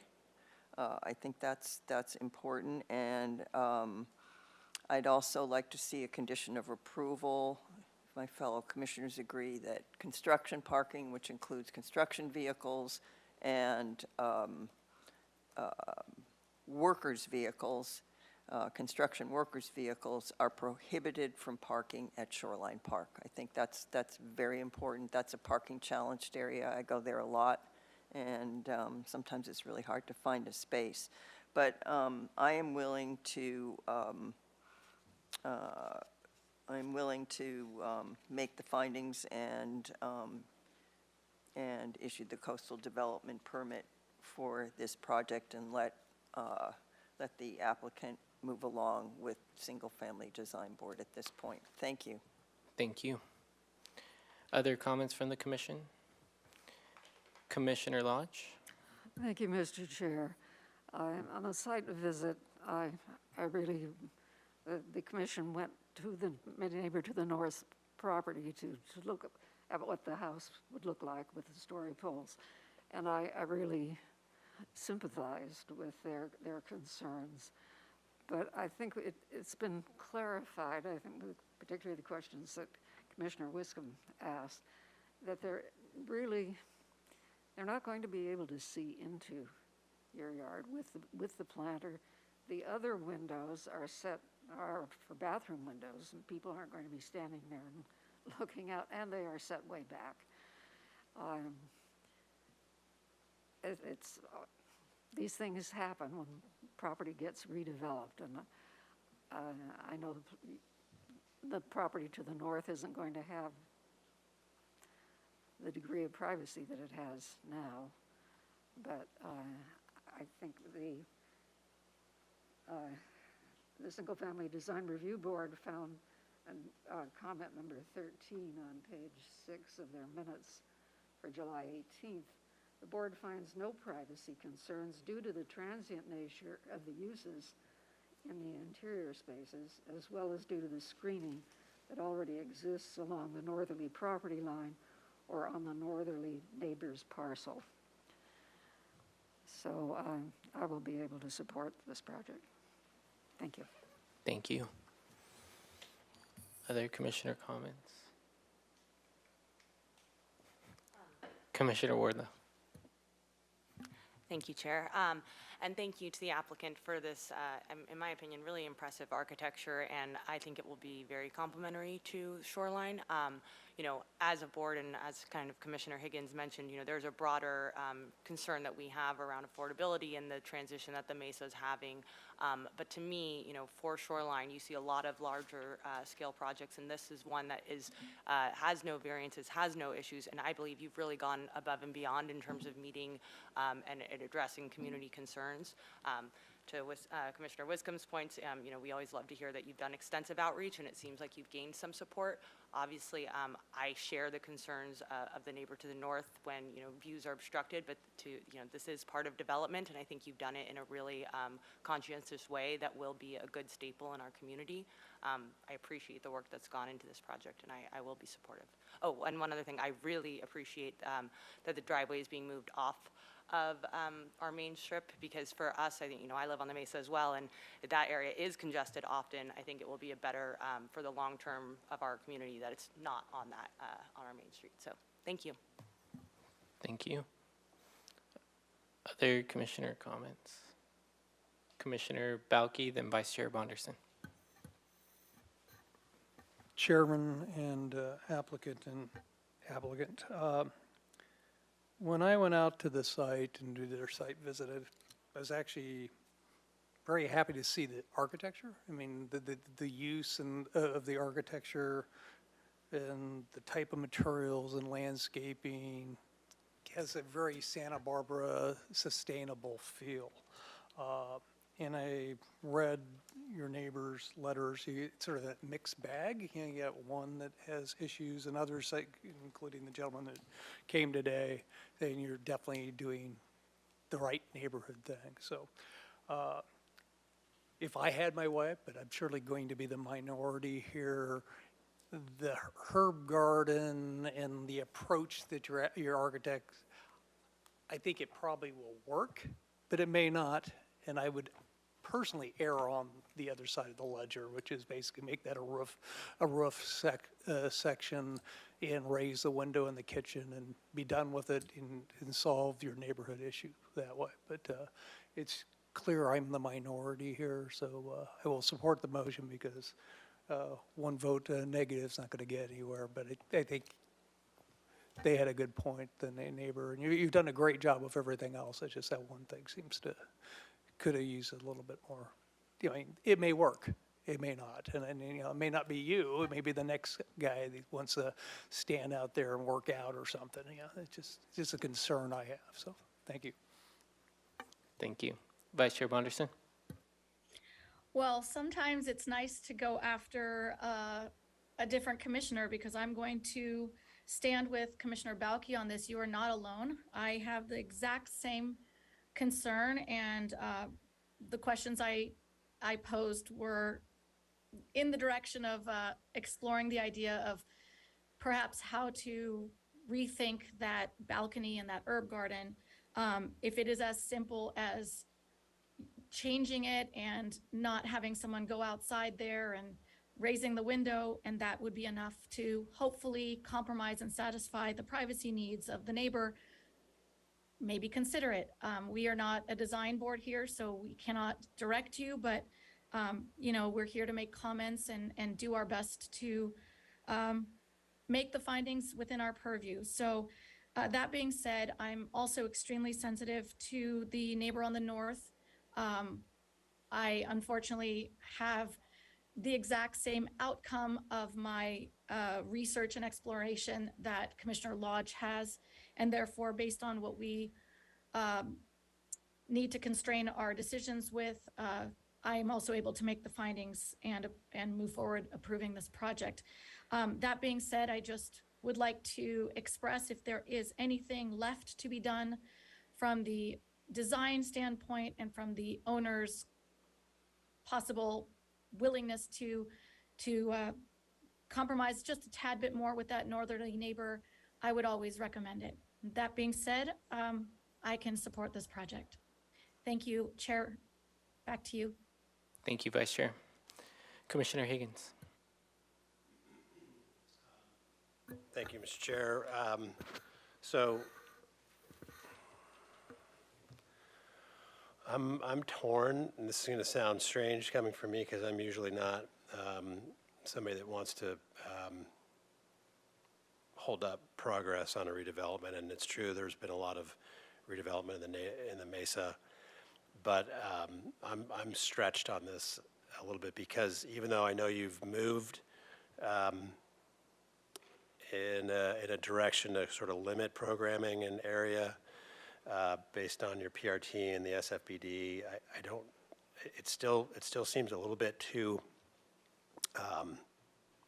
intense for me because of I think without a basement, ironically, it wouldn't seem like the site's overprogrammed.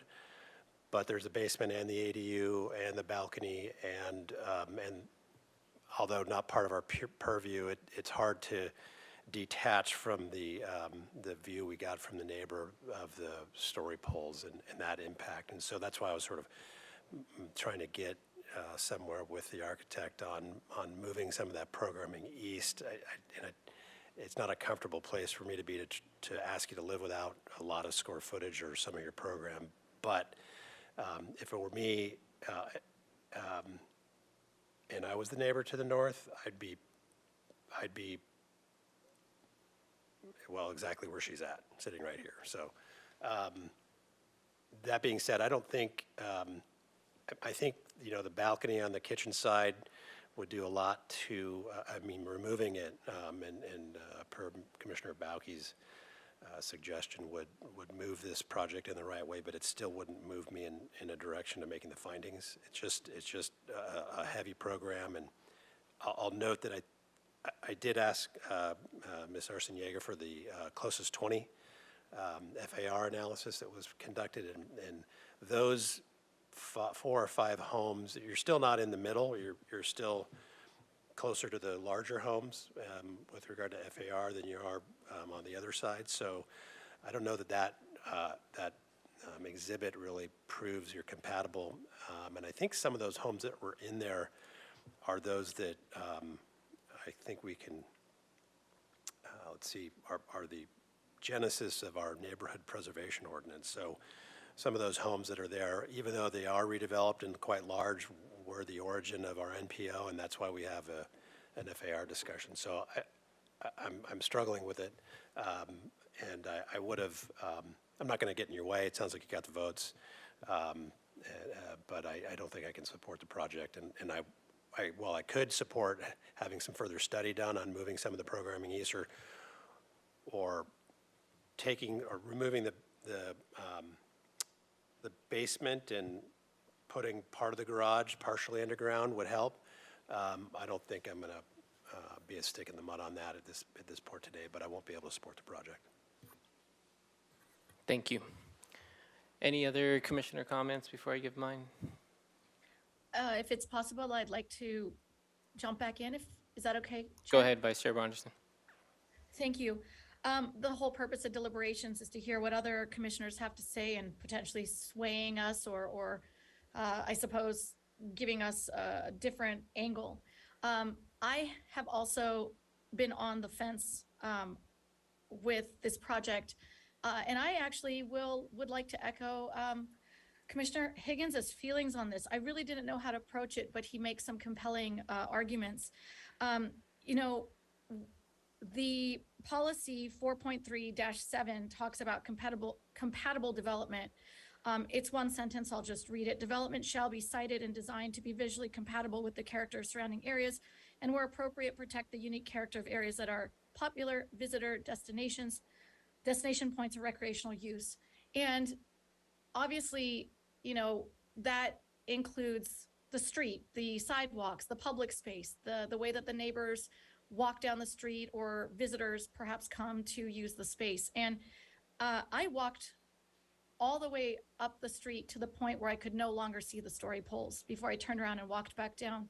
And the garage, the story poles that demonstrate the garage, the most northerly development, they do actually impact and cover the views of the ocean, whether that's of concern or not. So if somebody further up the street were to stand on their front yard or want to take a walk around the neighborhood, they wouldn't get to enjoy the views once this development is constructed.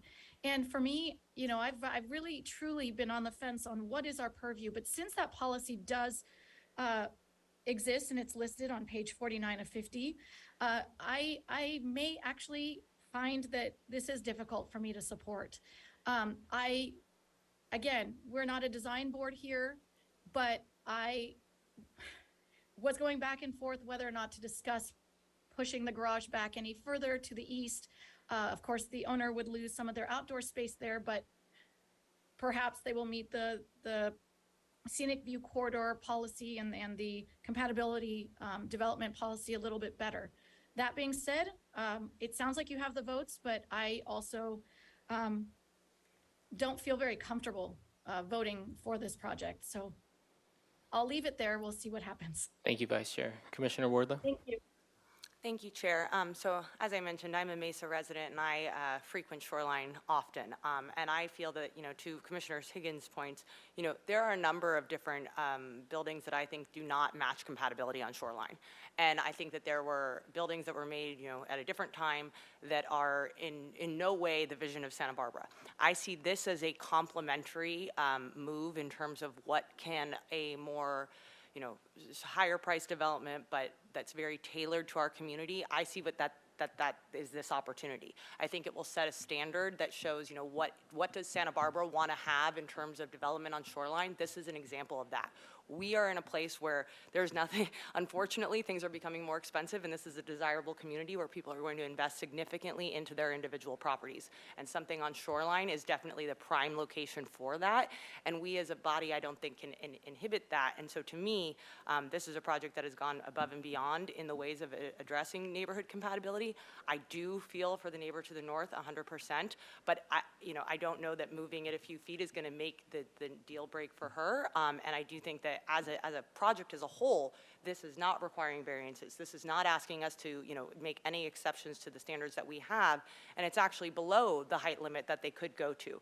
So in terms of, the next person that comes along and wants to develop something, we could be looking at something a lot worse. And I think that this can be a benchmark that we can use and say, look, this applicant was able to make something that is for Santa Barbara and is below the massive requirements that we have, so others should be able to do the same. So to me, this is an exemplary project, and I do hope this board supports it. Thank you, Commissioner Wardlow. All right, I'm going to jump in. So I will be supporting the project today. I agree that it does meet all of our current zoning requirements, and it's not asking for any exceptions. I particularly like the fact that you've changed where the driveway is. It makes a lot more sense. It's a lot safer. The landscaping, beautiful. And I'm particularly swayed by SFDB's remarks at the last hearing, and I went back and watched the hearing. And it seemed that many of their concerns that they expressed in the first conceptual hearing were addressed, and I think that is enough for me. I would encourage you to work with your neighbor to the north and try to see what you can do before the next SFDB hearing. I understand I'm not going to say remove the planter and that sort of thing, but work with the neighbor. you have expressed and you have demonstrated all of the characteristics of being a good neighbor. We just ask that you continue that. So I am also in support of the additional condition of approval that Commissioner Wiscombe had suggested about the palm. And I believe that is it for my comments. So I will now entertain a motion from the commission. Commissioner Wiscombe. Thank you, Mr. Chair. Okay, I just want to find the findings. Here they are. Okay. So I move that we make the findings, they're section 9 on page 7 of 50 of our staff report for the coastal development permit, and that we add 2 conditions of approval. One, I think probably, unless Ms. DeBusk wants to put it somewhere else.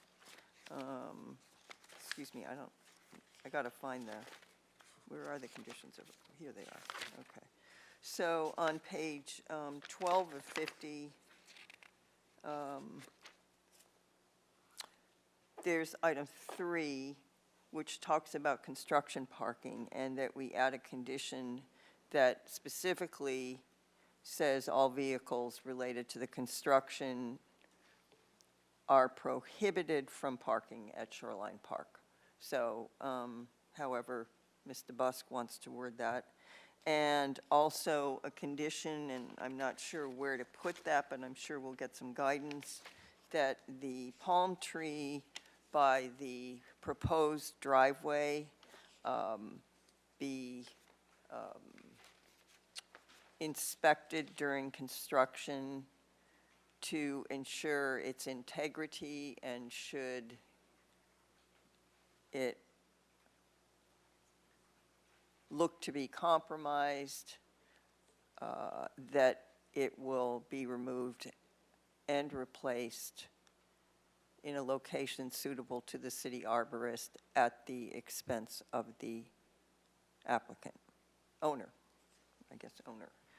And I'd also like to add a comment that the commission makes to the motion, if that's acceptable, that the commission encourages the applicant and the Single Family Design Board to work together to attempt to address concerns of the north side neighbor. That's my motion. Thank you. Thank you. We have a motion from Commissioner Wiscombe. Do we have a second? Second. Yep. Oh, sorry. We have a second from Commissioner Wardlow. Any discussion on the motion? Commissioner Higgins. Yeah, so neglected to at least compliment the applicant team and the architectural team to get through a very tedious process with our codes, which can be sometimes feel like spaghetti, but you've done a good job, and this process is nothing if not ironic, and ironically, it's the basement that troubles me the most about the project. So without the basement, ironically, I'd probably support the project. But it sounds like you have the votes, so congratulations. Thank you, Commissioner Higgins. Other comments or deliberations on the motion? May I? Yes, Chair? Vice Chair Bonderson. I would like to just thank Commissioner Wiscombe for the additional comment made at the end of her motion. With that comment, I feel that I can support the project. Thank you, Vice Chair. All right, so we have the motion, and I just want to check in with staff. Ms. DeBusk, do you have everything you need in terms of the motion? Okay. Any other comments? Commissioner Bauke. Mr. Chair, just want to speak to the applicant. Good job. You did a very good job, very good project. Your team did a good job. I just have this gut feeling that porch planter area is just going to be a nightmare long term. So I will support the motion, but I just think that's the one thing in your project that if you could get rid of, would be a good thing for your neighbor, and your project would be exemplary. So, thank you. Thank you. All right, any other comments? I'm not seeing any. Ms. Fennessy, can we get a roll call vote, please? Thank you. I'll go ahead and start with Commissioner Lodge, Yes. Commissioner Wardlow, Yes. Commissioner Wiscombe, Yes. Commissioner Bauke, Yes. Commissioner Higgins, Nope. Vice Chair Bonderson, Yes. and Chair Escobedo. Yes. Thank you. Motion passes 6-1. Thank you, Ms. Fennessy. And there is a 10-day appeal period for this project, and we will close out this item. And we are going to take a 5-minute recess before the next item, and we will come back at 3:12. Thank you.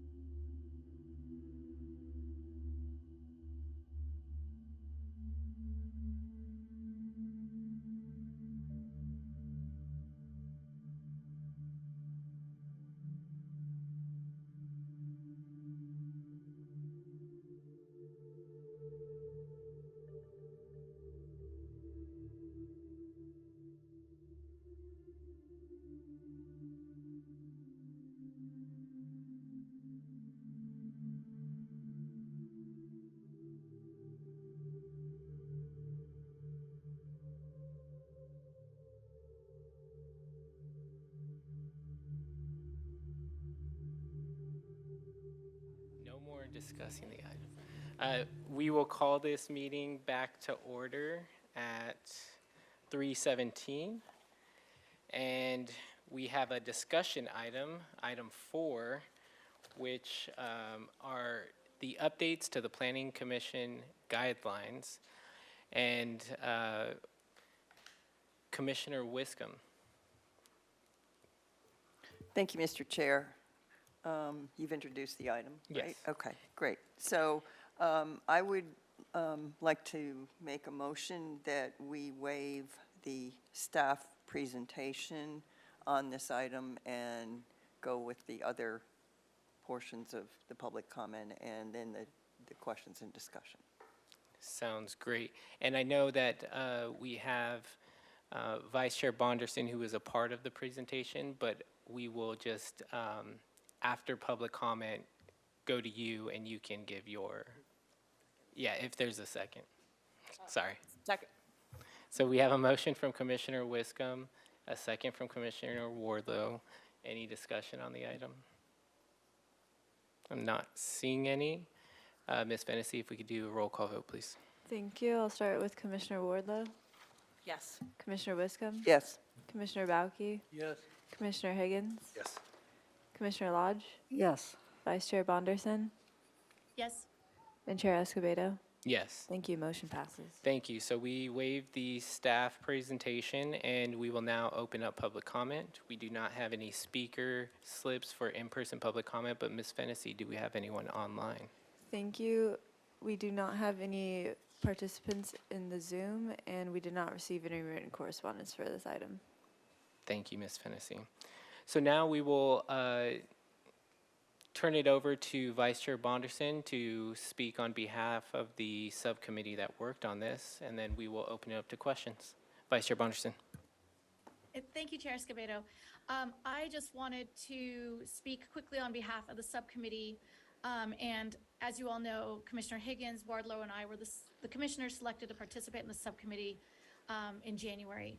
So just for a little bit of background, we all worked together on a draft document until we were ready to commit to the draft that you all reviewed for today's hearing.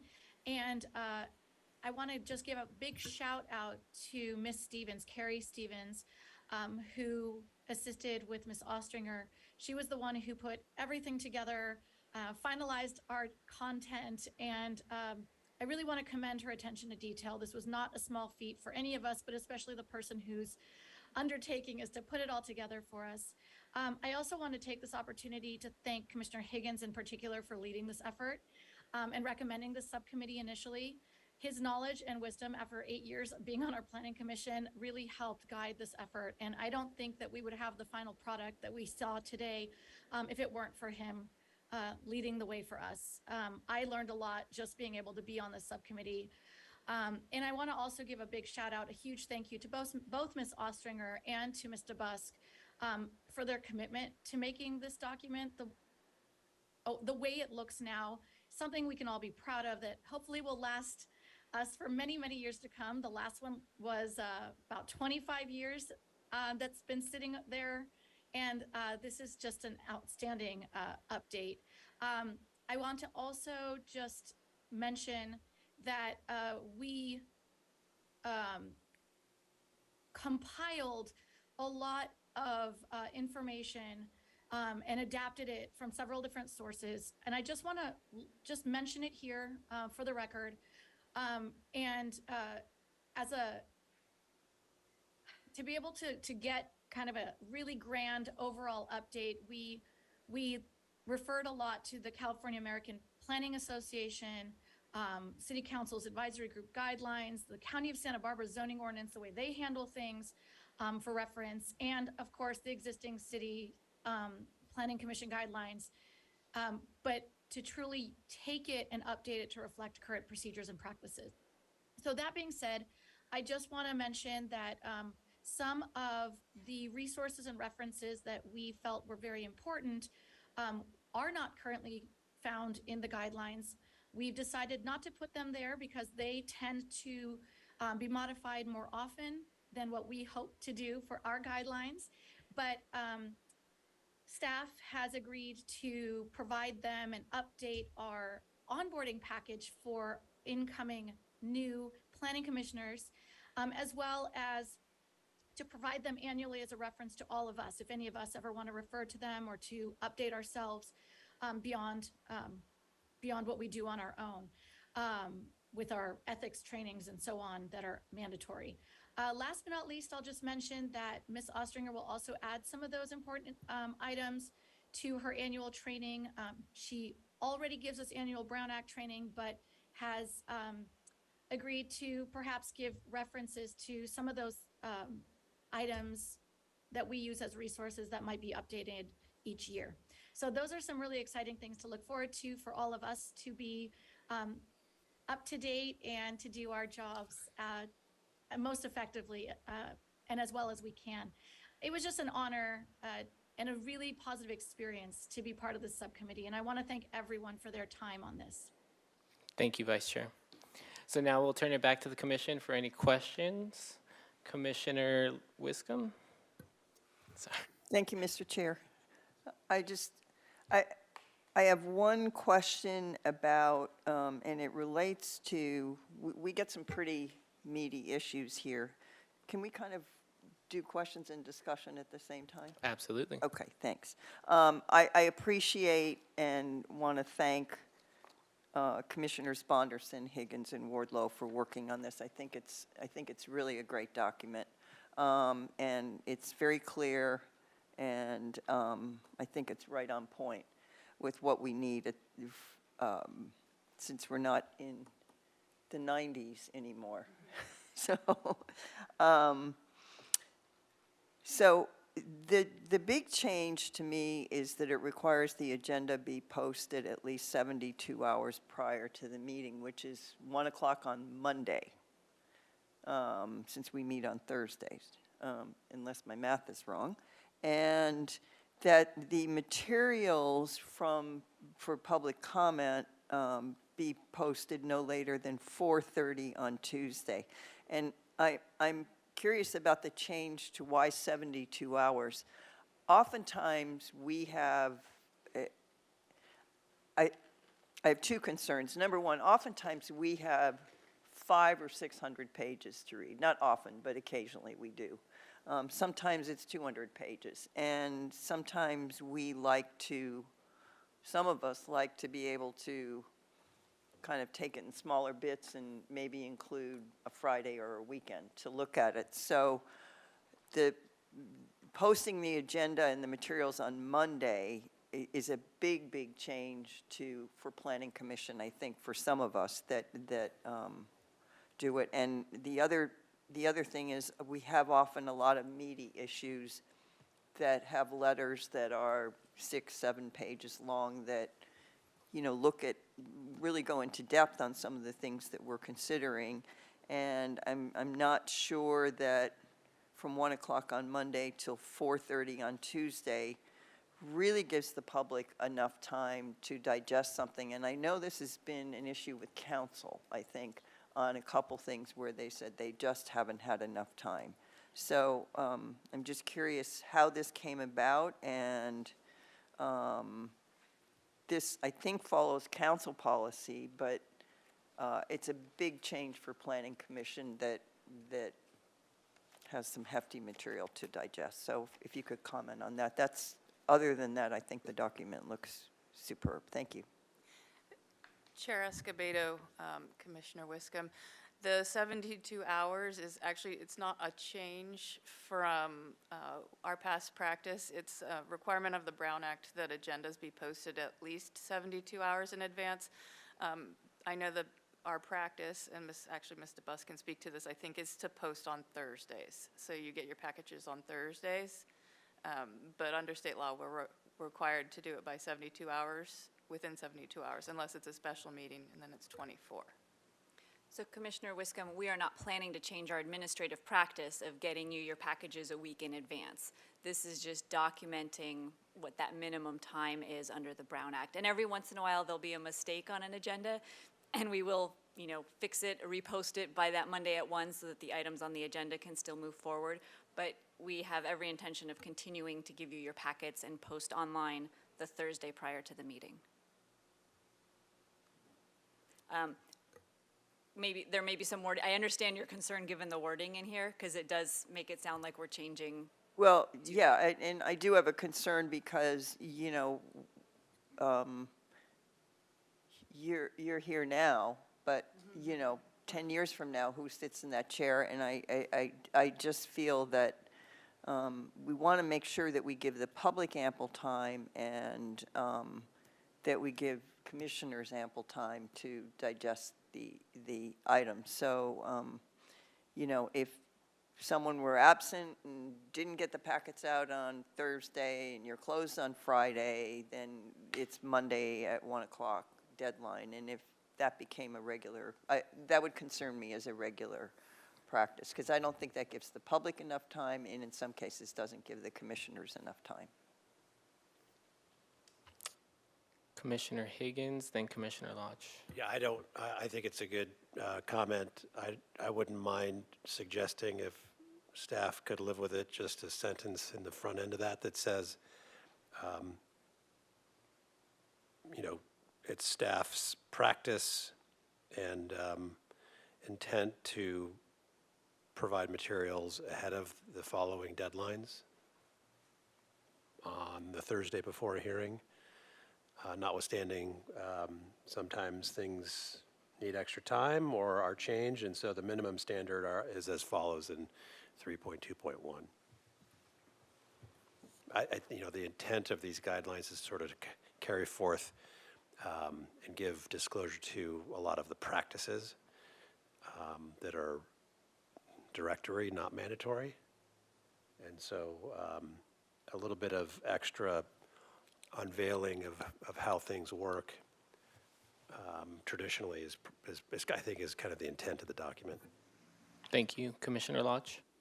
Thank you, Mr. Chair. I agree with everything Commissioner Wiscombe said, and I appreciate Commissioner Higgins' willingness to add a phrase, and I would like to see it formalized in some way in this document, that the materials will be made available 1 week ahead of the hearing to the commission and the public. Ms. DeBus, does that sound like a reasonable change? And Ms. Ostringer? Yes, Chair Escobedo. Okay, Yes. thank you. Other questions from the commission? So, I don't see any, but I have a couple.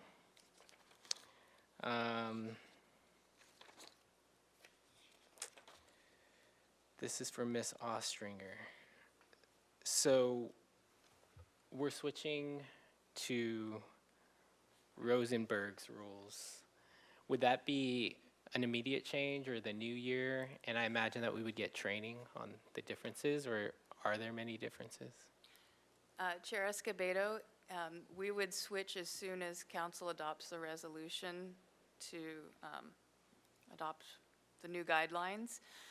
Yes, I could give you a brief training. The reason we're switching from Roberts to Rosenberg's is because Roberts' rules are convoluted. They're made for meetings that have multiple day periods, different bodies, and Rosenberg's rules are widely used throughout the state of California by local agencies now. They're really simple. They fit actually in the very back, just a few pages of my binder, whereas Rosenberg's rules is a book. And so I'm happy to train you, but I think you could probably read through it in like half hour and you'd be up to speed, but I'm happy to go through and point out some, when I do motion-making trainings and procedures, Yeah, I'll hit those points. perfect. All right. And then,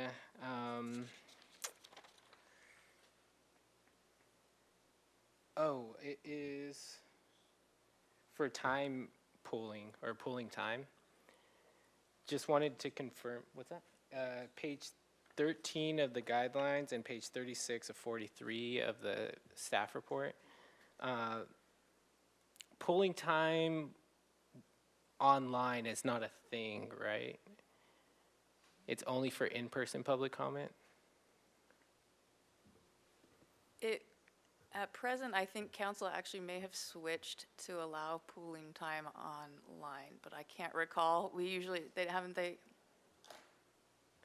I go to I all can't the, recall I watch anyone all the trying. meetings and I attend all the meetings, but I can't remember.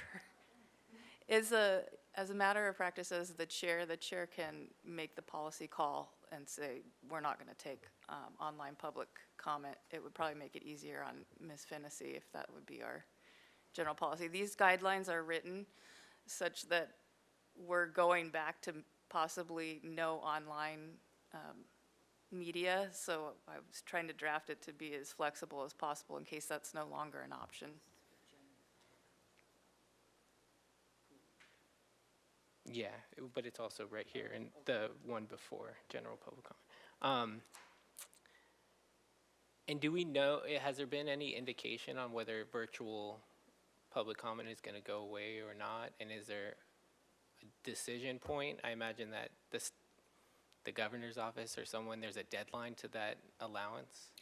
So, starting in February, the governor's order for the COVID, virtual meetings is going to go away. So all meetings, all bodies can no longer have an emergency ordinance that would allow them to meet virtually. However, that doesn't preclude, once that goes away, it won't preclude a agency from taking virtual calls. At this time, I don't know what our city is going to do or what the administrator's policy is going to be on whether we continue allowing this online public comment or we go strictly back to in-person. Okay, thank you. Those are all of my questions. I have some comments, but Commissioner Higgins. For the code of conduct and section at the end that came from American Planning Association, is there any way we could work that into the table of contents as like an appendix or something like that? Chair Escobedo, Commissioner Higgins, yes, I'm sorry, Okay. it should be in there. I'll make Okay. a note.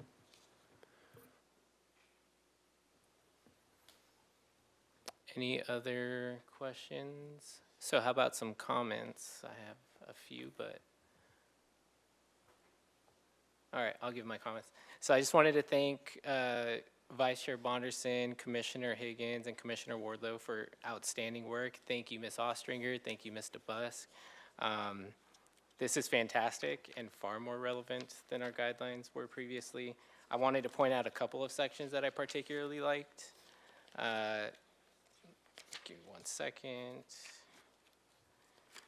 Exemplary customer service and professional conduct. I think this is a great addition, and just remembering that we are here to serve the public interest. And underneath that particular section, 1A, and I'll read it, examining our own cultures and professional positions in an effort to reveal and understand our biases and privileges as an essential first step so we can better serve a truly inclusive public interest. And then 1E, I won't read it, but it talks about incorporating equity principles and strategies, and I just appreciate you all including that. I think that's a pretty neat piece to have in our guidelines. So those are my comments with great appreciation to the subcommittee and staff, and I will entertain a motion if there is one. Is this a, oh, Chair Escobedo, Commissioners, it's an action item to recommend approval of the guidelines to City Council. So moved. I believe, so we have a motion from Commissioner Lodge, but I know we have Vice Chair Bonderson. I just want to clarify that the comments that were made today that may require some editing will take place along with the motion before it heads over to council. Is that correct, Ms. Ostringer? Yes, we could add those comments to the motion. I don't believe it's been seconded yet. Yes, yes, including the additions that were proposed. Second. No, we have a first from Commissioner Lodge, a second from Vice Chair Bonderson. I'm sorry, I didn't hear Commissioner Lodge's total motion. What was the second part of your motion, Commissioner Lodge, please?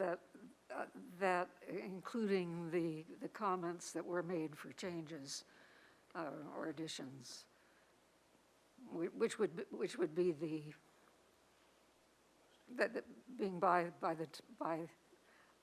a week ahead of the So, that material like is by made 5 available. PM on Thursday or something like that? Yeah. Yeah, A on the week Thursday ahead of before the meeting. At least a week before. Okay.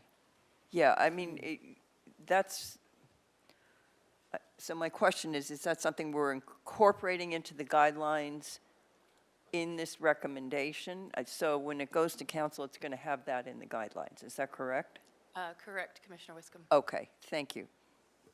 And just for clarity, it will also include Commissioner Higgins' request that the professional conduct be added to the table of contents. All right, so we have a motion on the table and it's been seconded. Any discussion? I don't see any. So Ms. Fennessy, can we get a roll call vote, please? Thank you. I'll go ahead and start with Commissioner Wiscombe. Commissioner Wiscombe, Yes. Commissioner Bauke, Yes. Commissioner Higgins, Yes. Commissioner Lodge, Yes. Commissioner Wardlow, Yes. Vice Chair Bonderson, Yes. and Chair Escobedo. Yes. Thank you. Motion passes. All right, we will close out that item and we will go to committee and liaison reports.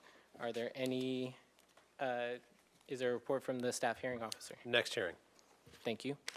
Any other committee and liaison reports? I have one. Commissioner Bauke and then Vice Chair Bonderson. The Objective Design Standards Work Group has received and is currently reviewing, and it's also out for public comment of the first draft of the Objective Design Standards. So you will find that on their website. It's a very, very extensive document and lots of details, and it will change the way things work here when that gets adopted. So do take the time to thumb through it. The consultant's done a great job, and we're in the comment period right now. Not yet. ABR's going to be making their own comments too. There's members of the ABR on the working group, and there's members of the HLC on the working group. And some other architects at large. Fantastic. Thank you, Commissioner Bauke. Vice Chair Bonderson. Thank you. I just want to make two quick announcements for two meetings coming up that you may be interested in. The first is Transportation and Circulation Committee will be having their next meeting on Thursday, October 27th. That's next week at 5:30 p.m. and that happens in the Gephardt Room. We also have a change of schedule for the State Street Advisory Committee. We usually meet on Mondays, but this time it's been moved to Thursday. It'll also be next Thursday, October 27th, and it will be held from 2 to 4 p.m. We don't have the location yet, but if anyone's interested, please check on the website. And for planning commissioners, you might be interested in this because the MIG consultant team will be joining this meeting to give a summary of feedback from various stakeholder meeting groups. I'm sure that includes us from last week's joint hearing with HLC, and an emerging existing conditions analysis for various topics will be presented, and that includes economics and mobility. Thank you. That's all I've got today. Thank you. Any other committee and liaison reports? Are we sure? All right, with that, we will adjourn this meeting at 3:41. Everyone enjoy the rest of your day and weekend and be safe.